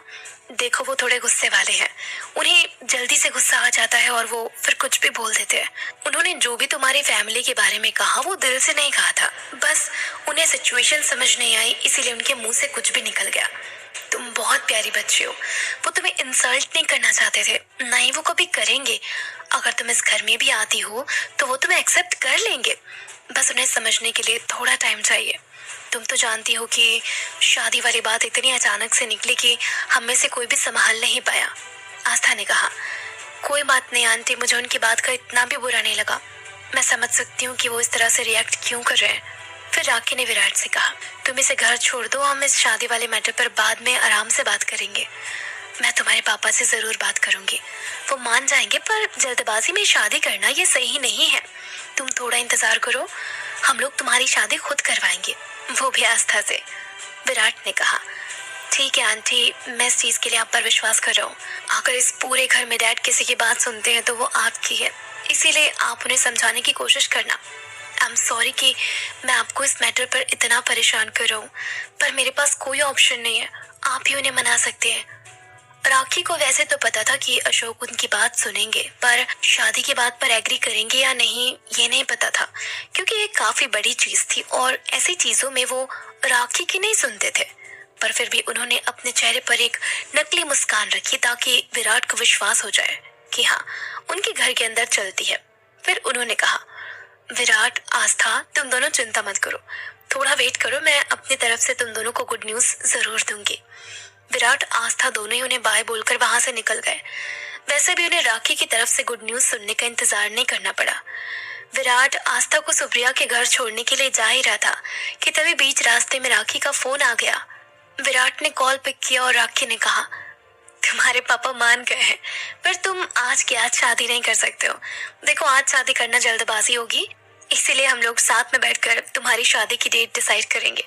मैं पंडित जी को बुला लूंगी, वो एक अच्छा सा मुहूर्त देखकर तुम्हारी शादी फिक्स कर देंगे। पर अगर तुम्हें शादी की ज्यादा एक्साइटमेंट है तो तुम आस्था के साथ प्रिपरेशन शुरू कर सकते हो, जैसे कि शादी की शॉपिंग, कपड़े वगैरह लाना, डांस तैयार करना वगैरह वगैरह। विराट ये सब सुनकर खुश हो गया। तभी उसने काफी खुशी से कहा, यस यस यस, मैं जानता था कि आप पापा को मना लेगी, आप बेस्ट है आंटी। मुझे पता था कि वो आपकी बात जरूर सुनेंगे। चलो, एटलीस्ट वो मान तो गए, इससे अच्छी खबर और कुछ नहीं हो सकती। राखी ने कहा, हम दोनों बस यही चाहते हैं कि तुम खुश रहो, इसलिए तुम्हारी खुशी के लिए कुछ भी। अब आस्था को छोड़कर जल्दी से घर आ जाओ ताकि हम लोग डेट फिक्स कर सके और तुम्हारी शादी की तैयारियां भी शुरू कर सकें। तुम्हें तो पता ही है कि शादी की तैयारियों में कितना टाइम लगता है।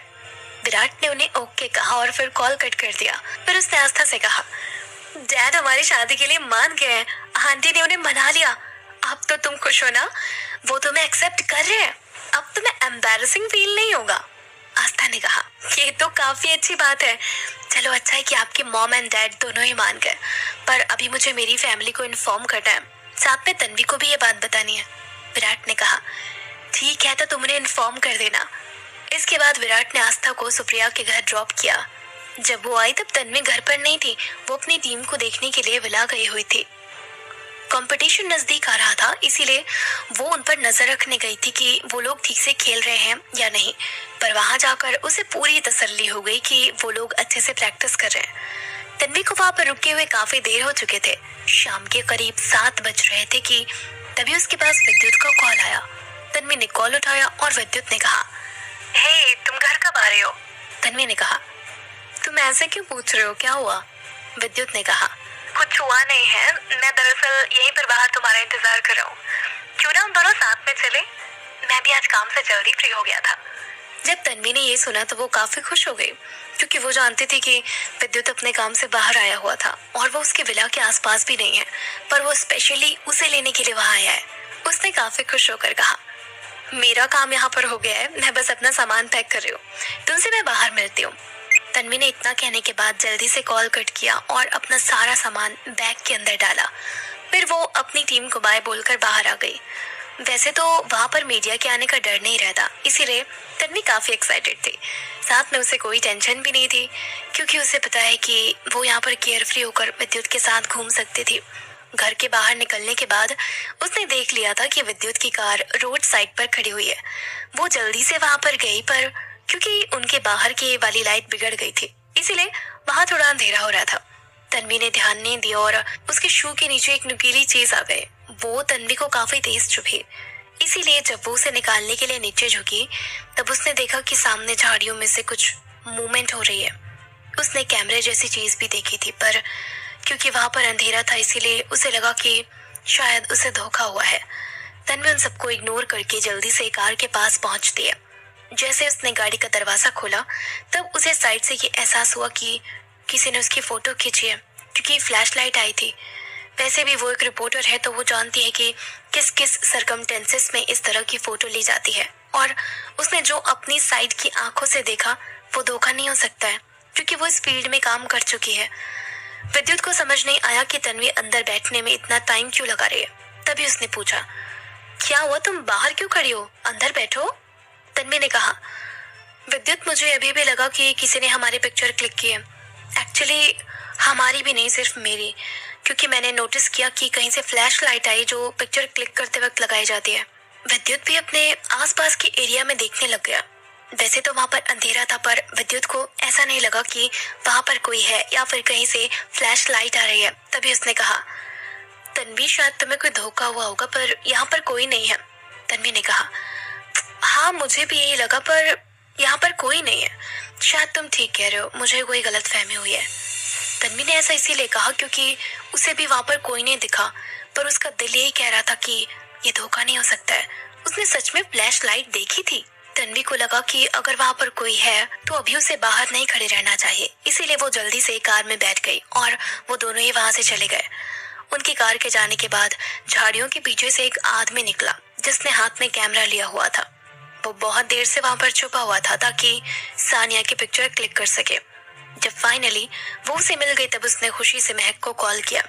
महक ने जैसे ही कॉल पिक किया, उसने कहा, मैडम आप विश्वास नहीं करेंगी कि मैंने भी अपने कैमरे में क्या कैप्चर किया है। महक ने कहा, तो बताओ फिर क्या कैप्चर किया है तुमने, और थोड़ा जल्दी बोलना, मेरे पास टाइम नहीं है। उस रिपोर्टर ने कहा, मैडम मैंने अभी अभी सानिया के घर से निकलते हुए पिक्चर क्लिक की है। वो यहाँ पर अपनी टीम से मिलने आई थी, और आप विश्वास नहीं करेंगे कि मैंने इसके बाद क्या देखा। मैंने देखा कि विद्युत भी यहाँ पर आए हैं। वो स्पेशली सानिया को अपने साथ ले जाने के लिए आए थे। मैडम मुझे तो ऐसा लग रहा है कि जरूर विद्युत और सानिया बजाज के बीच में कुछ चल रहा है, तभी तो वो खास उनके लिए यहाँ पर आए थे। मुझे तो ऐसी फीलिंग आ रही कि शायद सानिया विद्युत की गर्लफ्रेंड है। ये सुनने के बाद तो महक खुशी से पागल हो गई।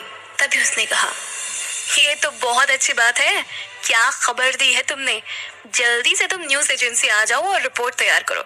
ये न्यूज तो मैं आज ही पब्लिश करूंगी। इस बार तो हमारी एजेंसी को फेमस होने से कोई नहीं रोक सकता है। जल्दी आओ।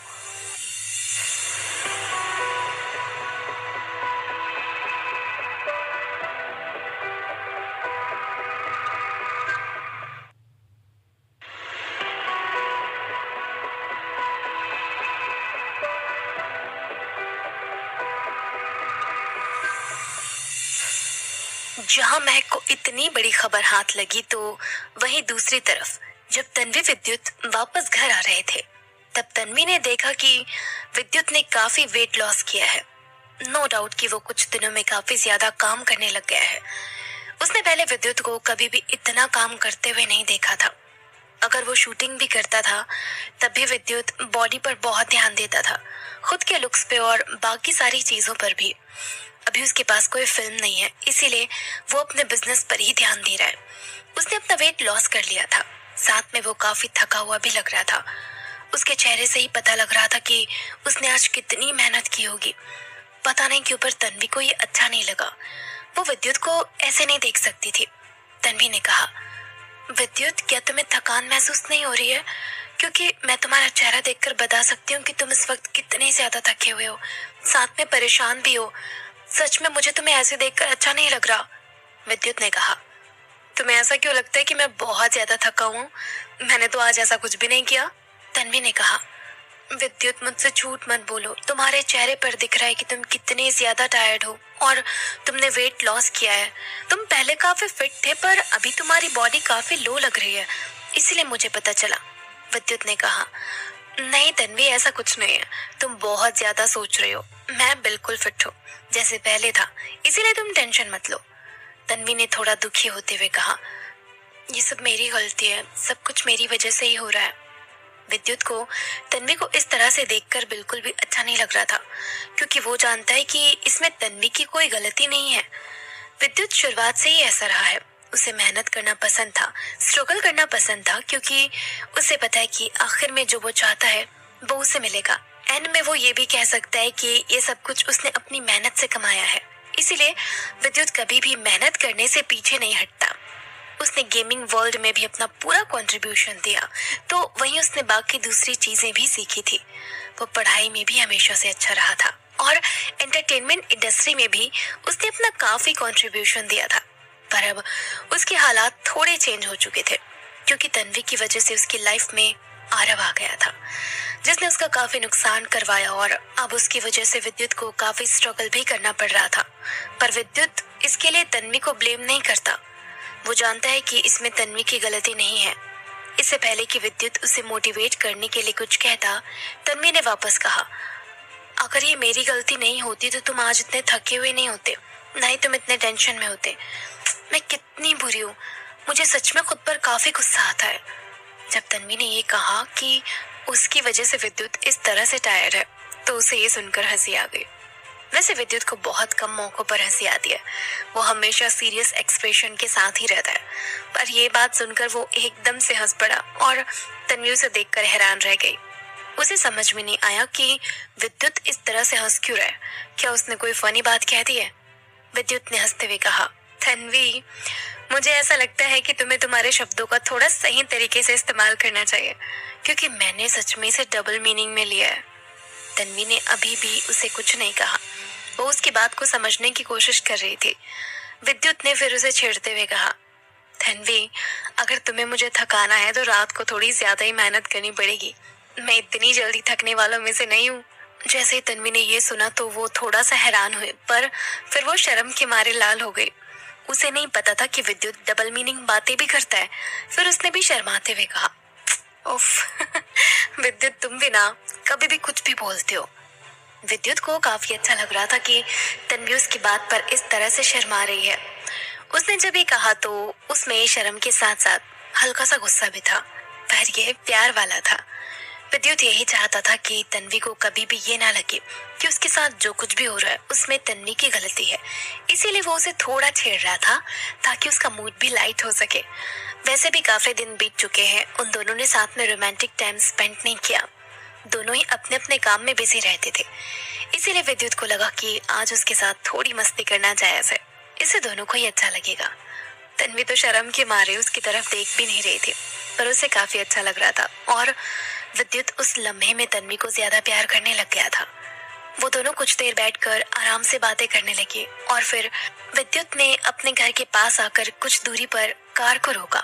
वहां पर ज्यादा लोग आते जाते नहीं थे, वो एरिया भी सुनसान सा ही था, साथ में वहां पर अंधेरा भी हो रखा था।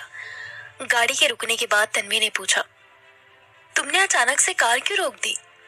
इससे पहले कि तन्वी आगे कुछ कहती, विद्युत उसके करीब आकर उसे पैशनेटली किस करने लगा। विद्युत ने एक हाथ उसकी कमर पर रखा हुआ था और एक उसके गाल पर। तन्वी भी उसे बेफिक्र होकर किस करने लग गई। पहले तो उसे थोड़ा अजीब लगा, क्योंकि विद्युत ने अचानक से कार रोककर उसे किस करना शुरू कर दिया, पर अब उसे इन सब में मजा आ रहा था। आज विद्युत के किस में अलग ही बात थी। ऐसा लग रहा था कि वो बहुत टाइम से सिर्फ इसी के लिए रुका हुआ था, पर तन्वी जानती थी कि ये किस तक ही लिमिटेड नहीं रहने वाली है। कुछ ही देर में उस कार का एनवायरनमेंट भी पूरी तरह से चेंज हो गया, बहुत ज्यादा रोमांटिक और बहुत ज्यादा इंटेंस। तन्वी और विद्युत दोनों को ही एक दूसरे को छोड़ने का मन नहीं कर रहा था। उन्होंने कुछ देर तक किस की। विद्युत ने उसके नेक पर किस किया और उसे काफी अच्छा फील करवाया। वैसे भी उन दोनों के बीच में इस प्यार की कमी हो गई थी, इसीलिए विद्युत उसे पूरी कर रहा था। पर तन्वी को सच में नहीं लगा था कि विद्युत ये सब कुछ कार में करेगा।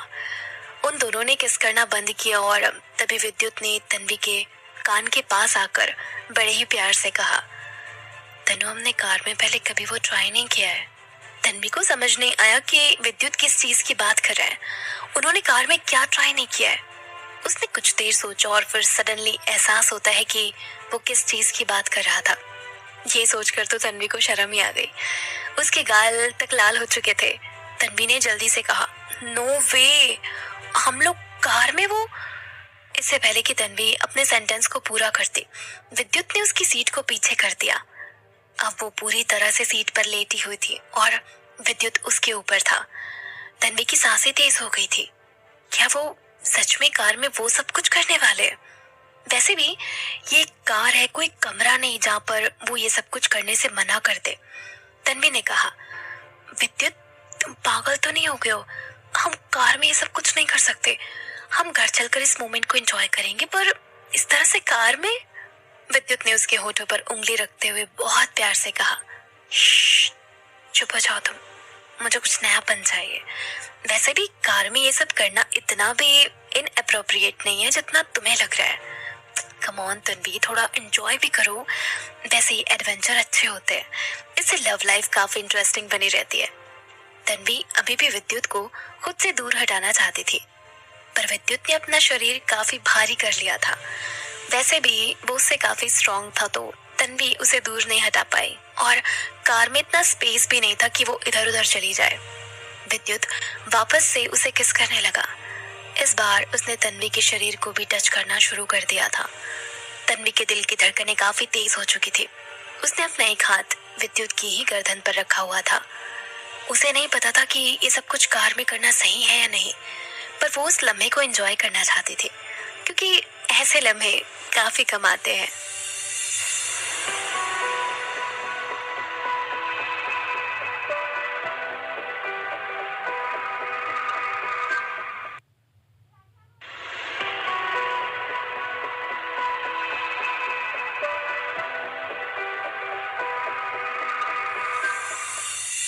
विद्युत तन्वी की सीट नीचे करने के बाद खुद भी नीचे बैठ गया। अब वो दोनों एक दूसरे के आमने सामने थे। तन्वी को काफी घबराहट हो रही थी कि वो लोग इस तरह से कार में ये सब कुछ कर रहे हैं कि तभी विद्युत ने कहा, तुम इतना डर क्यों रहे हो? तन्वी ने कहा, मैं क्यों नहीं डरूं विद्युत, तुम्हें अंदाजा भी है कि हम लोग कार में क्या कर रहे हैं?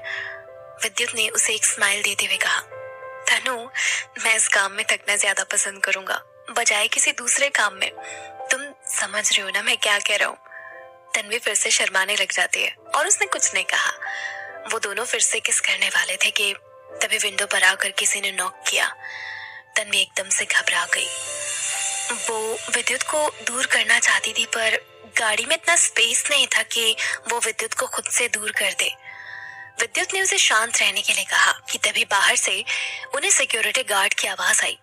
वो वहां पर शायद इसीलिए आया था ताकि चेक कर सके कि कार वहां पर क्यों खड़ी है, पर दोनों ही अंदर से कोई जवाब नहीं देते। तन्वी ने कहा, ये कितना ज्यादा एम्बैरेसिंग है।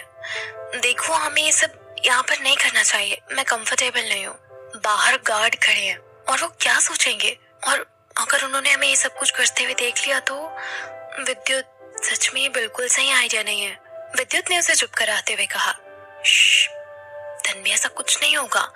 वो हमें बाहर से नहीं देख सकते। उन्हें पता भी नहीं चलेगा कि अंदर क्या हो रहा है, ठीक है? तो तुम घबराना बंद करो। गार्ड कुछ देर तो वहां पर खड़ा रहा, पर जब उन्हें अंदर से कोई भी रिस्पॉन्स नहीं मिला तो वो वहां से जाने लगे। अंदर तन्वी और विद्युत एक साथ अपना टाइम स्पेंड कर रहे थे। जब वो गार्ड वहां से जा रहा था तब उसने धीमी आवाज में खुद से कहा, अजीब बात है, ये गाड़ी शेक क्यों हो रही थी जबकि अंदर से तो कोई रिस्पॉन्स नहीं आया। पता नहीं अंदर कौन है और क्या कर रहा है। आधे घंटे बाद तन्वी ने विद्युत को खुद से दूर हटाकर खुद कपड़े पहन लिए। इसके बाद तन्वी ने कहा, ये सब तुम्हारी गलती है, मुझे बहुत शर्म आ रही है। विद्युत वापस अपनी सीट पर बैठा और उसने कहा, इसमें इतना शर्माने वाली क्या बात है, उसने कुछ नहीं देखा। तन्वी ने कहा, तुम भी ना बिल्कुल पागल हो। विद्युत ने हंसते हुए कहा, इसमें कोई डाउट नहीं है, और कभी कभी पागलपंती कर लेनी चाहिए, इससे सेहत अच्छी रहती है, साथ में हार्मोन्स भी बैलेंस बना रहता है। फिर दोनों हंसने लग जाते हैं। तन्वी को काफी ज्यादा गर्मी लग रही थी, इसीलिए उसने अपनी खिड़की खोली ताकि वो बाहर की ताजी हवा ले सके। जैसे ही अपना मुंह उसने कार से बाहर निकाला, तब वो ब्लश करने लगी। वैसे तो उसे विद्युत का ये आइडिया पसंद नहीं आया था, पर वो काफी थ्रिलिंग था। उसने कार में पहले कभी भी ये सब कुछ नहीं किया था, इसीलिए उसे काफी अच्छा लगा। लाइफ में थोड़ा बहुत एडवेंचर तो करना ही चाहिए, इसमें कुछ बुराई नहीं है। तन्वी के साथ साथ विद्युत को भी काफी अच्छा लग रहा था। उसने काफी टाइम बाद ये सब कुछ किया। इसके अलावा उसकी जितनी भी थकान थी, वो जितना भी एग्जॉस्टेड फील कर रहा था, वो सब एक बार में ही कहीं गायब हो गया। उसे रिफ्रेशिंग लगने लगा।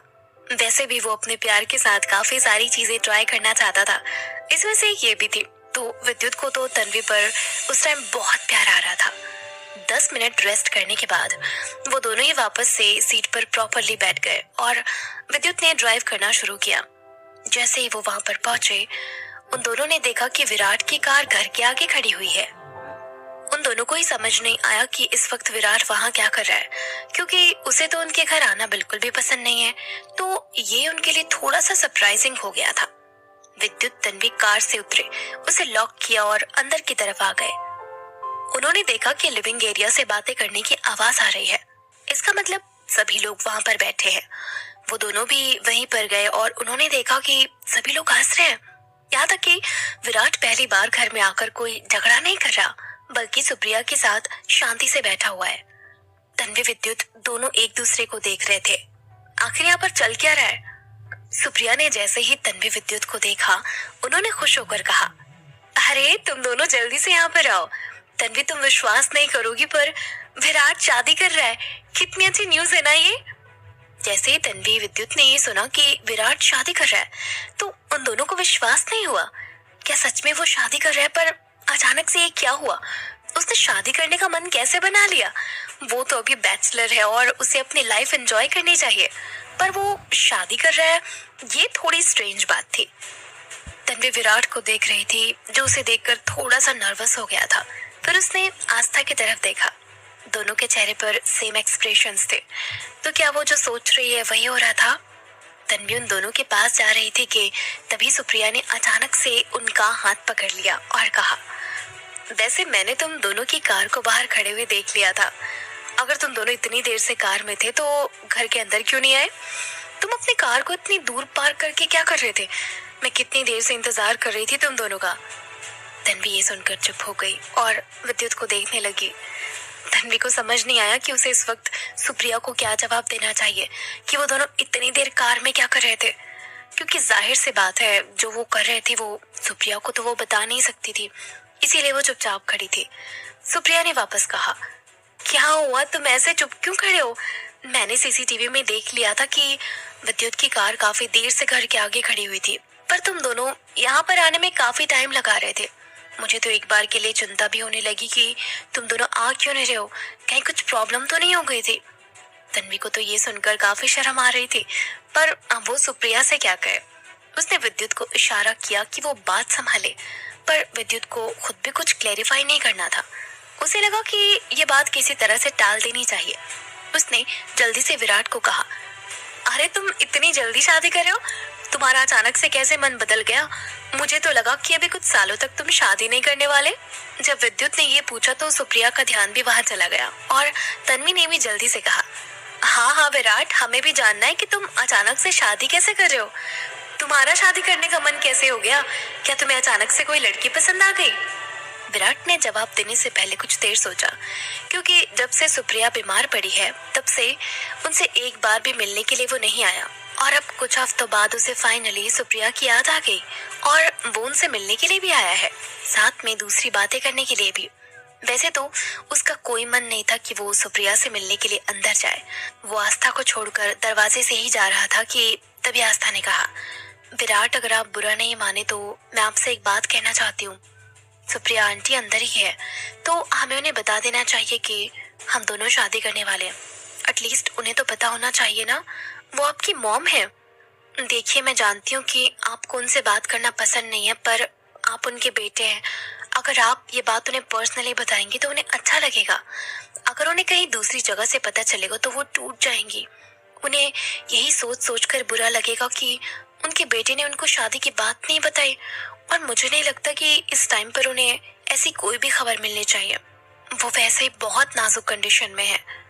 विराट को ये सुनकर बुरा लगा कि उनका दिल कमजोर हो चुका है, इसीलिए शायद वो ऐसी कोई भी खबर सुनकर बिखर सकती है। पर फिर उसने कहा, अभी नहीं, मैं उन्हें बाद में बता दूंगा।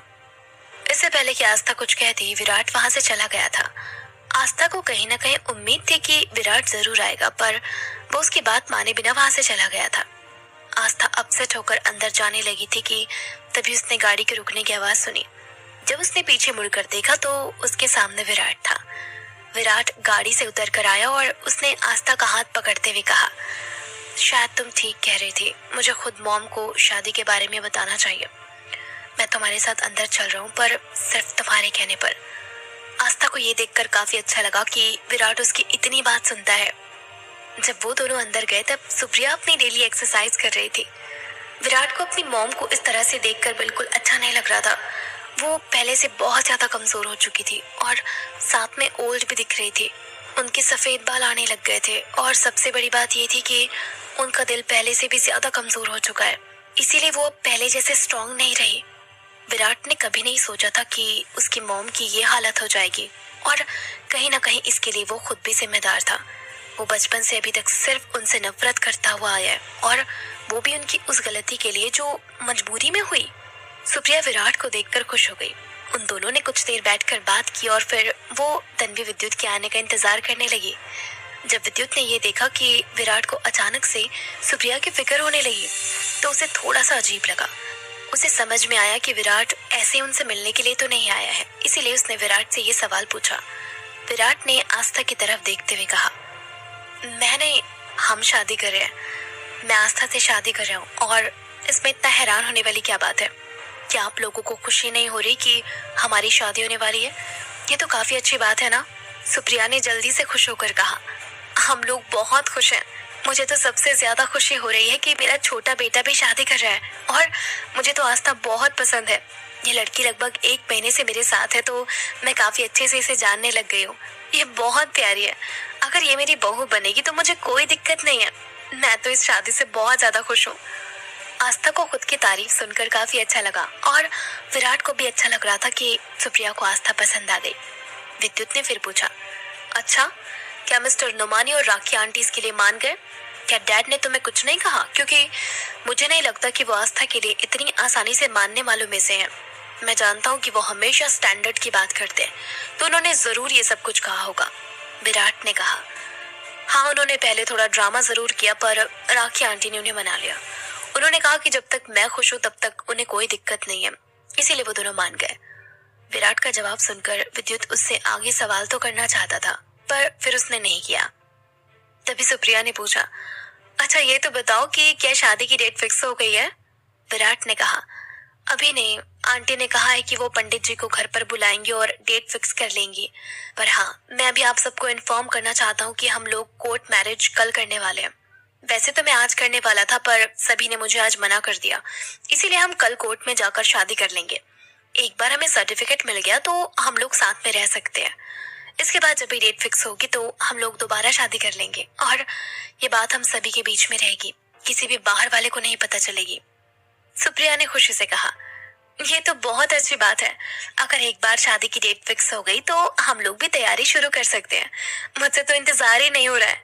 इसके बाद सभी लोग शांत हो गए। विराट को वहां थोड़ा ऑकवर्ड फील हो रहा था। तभी उसने कहा, अच्छा, तो अब मैं चलता हूँ। मैं बस आप लोगों को यही इन्फॉर्म करने के लिए आया था।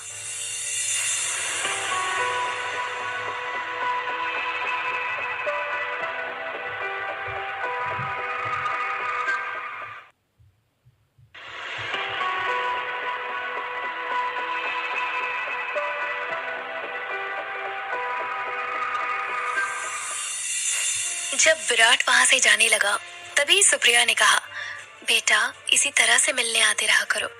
मुझे अच्छा लगा, और जहाँ तक रही तुम्हारी शादी की बात, तो हम लोग कल जरूर आएंगे।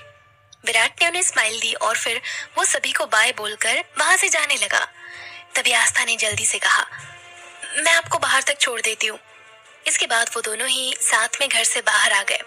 तभी आस्था ने कहा, विराट, मैं आपसे फिर से ये कंफर्म करना चाहती हूँ कि क्या आप सच में ये शादी करना चाहते हैं? क्या आप सच में लाइफ टाइम मेरा साथ निभा पाएंगे? कहीं ये सब कुछ आप जल्दबाजी में तो नहीं कर रहे? नहीं, मेरा मतलब है कि अगर हमारी शादी हो गई और बाद में आप एडजस्ट नहीं कर पाए तो फिर आपको ये ना लगे कि आपने बहुत बड़ी गलती कर दी। मैं बस इसीलिए आपसे कंफर्म कर रही थी, क्योंकि मुझे अभी भी लगता है कि आपने जल्दबाजी में फैसला लिया है और ऐसे फैसले हमेशा बाद में पछतावा ही देते हैं। इसीलिए आप आज रात को अच्छे से सोच लीजिए। विराट ने कहा, आस्था, मुझे समझ में नहीं आ रहा है कि तुम इतना डर क्यों रही हो। मैंने कहा ना कि मैंने जल्दबाजी में कोई डिसीजन नहीं लिया है। मैं तुम्हें शुरुआत से ही पसंद करता हूँ। हाँ, वो बात अलग है कि हमारे बीच में कभी इतनी इंटरेक्शन नहीं हुई, पर हमने जितने भी पल साथ में बिताए वो मेरे लिए बहुत ज्यादा इम्पोर्टेंट है। मैं तुम पर भरोसा करता हूँ, तुम्हारे साथ अपनी बातें शेयर करता हूँ। तुम मेरी बेस्ट फ्रेंड हो। अब इससे ज्यादा मुझे क्या चाहिए? देखो, मेरी जिंदगी में कभी भी दोस्त नहीं रहे, क्योंकि मुझे कभी भी वैसा दोस्त नहीं मिला जो मुझे समझे। और तुमसे मिलने के बाद मुझे वो फीलिंग आई कि हाँ, तुम बहुत स्पेशल हो। मैं मानता हूँ कि मैंने उस रात के बाद तुमसे थोड़ी बदतमीजी की थी। मैं ये एक्सेप्ट भी करता हूँ कि मैंने तुम्हें काफी कुछ गलत कहा, पर मैं अपनी गलती मान चुका हूँ। मुझे समझ में आ गया है कि मैं कितना बड़ा बेवकूफ था। मैंने तुम्हारे साथ सही बर्ताव नहीं किया, जबकि तुमने मेरी हर बार मदद की। इसीलिए मुझे पता है कि अगर मेरे लिए कोई सही लाइफ पार्टनर है तो वो तुम ही हो। आस्था को ये देखकर काफी अच्छा लगा, पर वो पूरी तरह से श्योर होना चाहती थी। वो नहीं चाहती थी कि विराट बाद में जाकर इस डिसीजन को लेकर पछताए, पर ऐसा लग रहा है कि शायद ये नहीं होने वाला, क्योंकि वो सच में उसे पसंद करता है। आस्था ने उसे एक प्यार भरी स्माइल देते हुए कहा, ठीक है, अगर आप यही फील करते हो तो मैं आप पर विश्वास कर लेती हूँ, पर कोई परवर नहीं। हम अब इस चीज पर आगे बहस नहीं करने वाले हैं। मुझे लगता है कि मैंने तुम्हें काफी अच्छे से अपनी बात समझा दी है, विराट ने जल्दी से कहा। आस्था ने वापस से उसे बस एक स्माइल दी। उन दोनों का ये नया नया प्यार काफी खूबसूरत लग रहा था। हालांकि उन्हें मिले हुए ज्यादा वक्त तो नहीं हुआ, पर फिर भी उनके बीच में इतनी अच्छी बॉन्डिंग बन गई थी जितने की सालों से जानने वाले कपल्स के बीच में भी नहीं होती है। उन दोनों के बीच में काफी अच्छी अंडरस्टैंडिंग थी। वो दोनों ही एक दूसरे को समझते हैं, एक दूसरे की फीलिंग्स की कद्र करते हैं, और एक लाइफ पार्टनर में यही खूबी चाहिए होती है, जिससे कि जिंदगी आसानी से कट जाए। वैसे भी उनकी बॉन्डिंग को ज्यादा स्ट्रॉन्ग बनाने के लिए उनका बच्चा भी इस दुनिया में आने वाला था, तो सब कुछ काफी अच्छे से निकलेगा।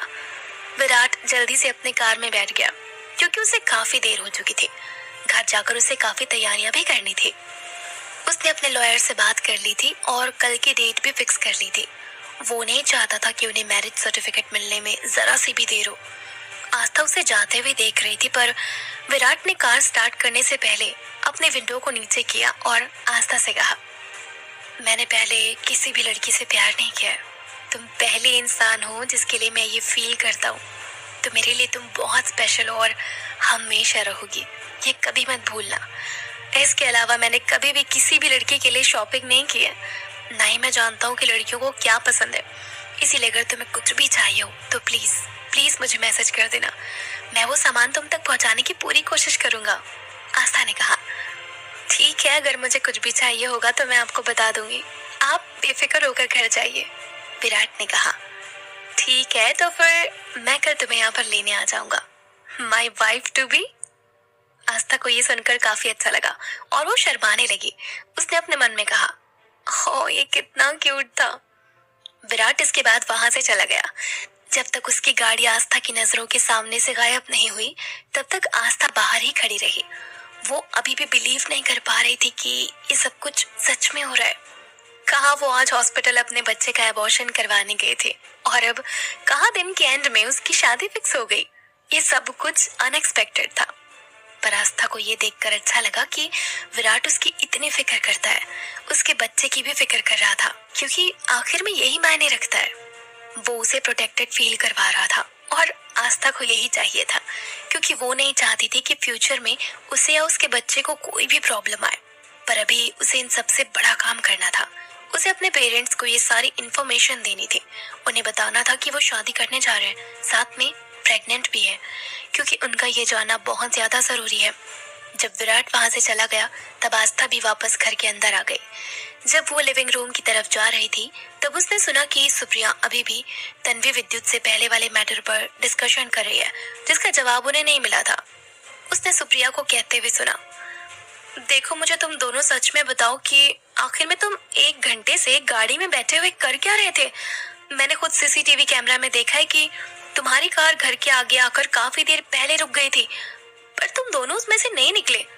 आखिर में चल क्या रहा था? तन्वी को ये रियलाइज नहीं हुआ था, पर उन्हें कार में बैठे हुए लगभग 1 घंटा हो चुका था और ना ही उन दोनों में से किसी को पता था कि सुप्रिया ने सीसीटीवी में उनकी कार को देख लिया होगा। दोनों में से कोई भी इस चीज का जवाब देने को तैयार नहीं था। वैसे तन्वी जानती है कि अगर गार्ड वहां पर आकर उन्हें डिस्टर्ब नहीं करता तो विद्युत 2 घंटे तक उस कार में से उसे नहीं निकलने देता। ये तो अच्छा हुआ कि उस गार्ड ने आकर उन्हें परेशान किया और तन्वी को बहाना मिल गया। पर अभी सुप्रिया जो सवाल कर रही थी वो बहुत ज्यादा एम्बैरेसिंग है। वो इस चीज का जवाब कैसे देगी कि वो दोनों कार के अंदर क्या कर रहे थे? तन्वी को कुछ भी समझ नहीं आया और उसने जल्दी से अपना मुंह नीचे करते हुए कहा, मॉम ये सब कुछ विद्युत की वजह से हुआ है। आप उसी से पूछिए ना कि हमें इतना टाइम क्यों लगा। इतना सुनने के बाद सुप्रिया जल्दी से विद्युत को देखने लगी और विद्युत थोड़ा सा शॉक्ड हो गया कि तन्वी ने ये सब कुछ उसके ऊपर डाल दिया। मतलब अब उसे सुप्रिया को जवाब देना ही पड़ेगा, वरना वो नहीं मानेगी। तन्वी ने ऐसा इसीलिए कहा था क्योंकि ये सब कुछ विद्युत की वजह से ही हुआ था, तो अब उसे ही सुप्रिया को इस चीज का जवाब देना पड़ेगा। सुप्रिया ने कहा, यहाँ क्या चल रहा है, कोई मुझे बताएगा? मैं तुम दोनों से सिर्फ एक सवाल पूछ रही हूँ और तुम उसका जवाब नहीं दे पा रहे हो। ऐसी भी क्या बात है? विद्युत ने कहा, मॉम ऐसा कुछ भी नहीं है, आप बहुत ज्यादा सोच रही हैं। वो एक इम्पोर्टेंट कॉल आ गई थी और इसीलिए मैंने कार वहीं पर रोक दी ताकि आराम से बात कर सकूं। वैसे भी आजकल बिजनेस में कंपटीशन टफ हो गया है, तो मैं कोई भी मौका नहीं छोड़ता हूँ अपने क्लाइंट से बात करने का। तन्वी उसका ये जवाब सुनकर स्पीचलेस हो गई थी। इससे पहले कि वो कुछ कहती, सुप्रिया ने कहा, तुम ऑलमोस्ट घर आ गए थे। अगली बार से अगर तुम्हें कोई भी इम्पोर्टेंट फोन कॉल आए तो तन्वी को घर आने देना। वैसे भी वो इतना वॉक करके आ सकती है। मैं जानती हूँ कि तन्वी तुम्हारे उस बोरिंग से बिजनेस कॉल में कितना बोर हुई होगी। इस बेचारी बच्ची को तो तुम्हारे साथ 1 घंटा कार में बैठना पड़ा। आगे से ऐसा मत करना। मैं नहीं चाहती कि मेरी प्यारी सी बच्ची तुम्हारे बिजनेस के चक्कर में बोर हो जाए या फिर लाइफ के अच्छे मोमेंट्स मिस कर दे। पहले तो विद्युत और तन्वी दोनों ने ही इसका जवाब नहीं दिया। फिर तन्वी को लगा कि वो इस वक्त विद्युत को थोड़ा छेड़ सकती है, तभी उसने कहा, हाँ हाँ मॉम बिल्कुल ठीक कह रही हैं। तुम अब बड़े हो गए हो, तुम्हें फोन कॉल अटेंड करने के लिए मेरी कंपनी की जरूरत नहीं है। भला मैं तुम्हारे बिजनेस कॉल के चक्कर में वहां बैठकर क्यों बोर हूँ? विद्युत ने भी उसे स्माइल देते हुए कहा, नहीं नहीं तन्वी, तुम्हारा तो वहां पर रहना बहुत ज्यादा जरूरी है। अगर तुम नहीं होगी तो मैं फोन कॉल कैसे अटेंड कर पाऊंगा? तुम तो इन सब का एक इम्पोर्टेंट पार्ट हो। तुम्हारे बिना तो कुछ भी नहीं हो सकता है। तन्वी उसकी बातें सुनकर शर्माने लग गई, क्योंकि ये सारी डबल मीनिंग बातें थी जो उसे अच्छे से समझ में आ रही थी, पर सुप्रिया को नहीं। तन्वी ने भी उसे हंसते हुए कहा, विद्युत तुम्हारे 2 हाथ है तो तुम उनसे अपना कॉल अटेंड कर सकते हो। भला इसमें मेरा क्या लेना देना? मेरा वहां पर क्या काम? तुम ना कुछ भी बोलते हो। तुम्हें तुम्हारे काम खुद करने चाहिए। अब तुम बड़े जो हो गए हो। विद्युत ने उसे स्माइल देते हुए कहा, अच्छा अगर ये सब मुझे ही करना होता तो फिर मैं अपने लिए वाइफ क्यों लेकर आता? तन्वी ये सुनने के बाद सर नीचे करके धीरे से हंसने लग गई, पर सुप्रिया को अभी भी समझ में नहीं आया कि विद्युत ये क्या कहे जा रहा है। आखिर में फोन अटेंड करने का वाइफ लाने से क्या मतलब था? क्या उसके बात का कोई सेंस बन रहा है? उन्हें तो आजकल के जमाने के बच्चों की बातें ही समझ में नहीं आ रही थी। उन्हें कोई आइडिया नहीं था कि विद्युत तन्वी किस बारे में बात कर रहे हैं।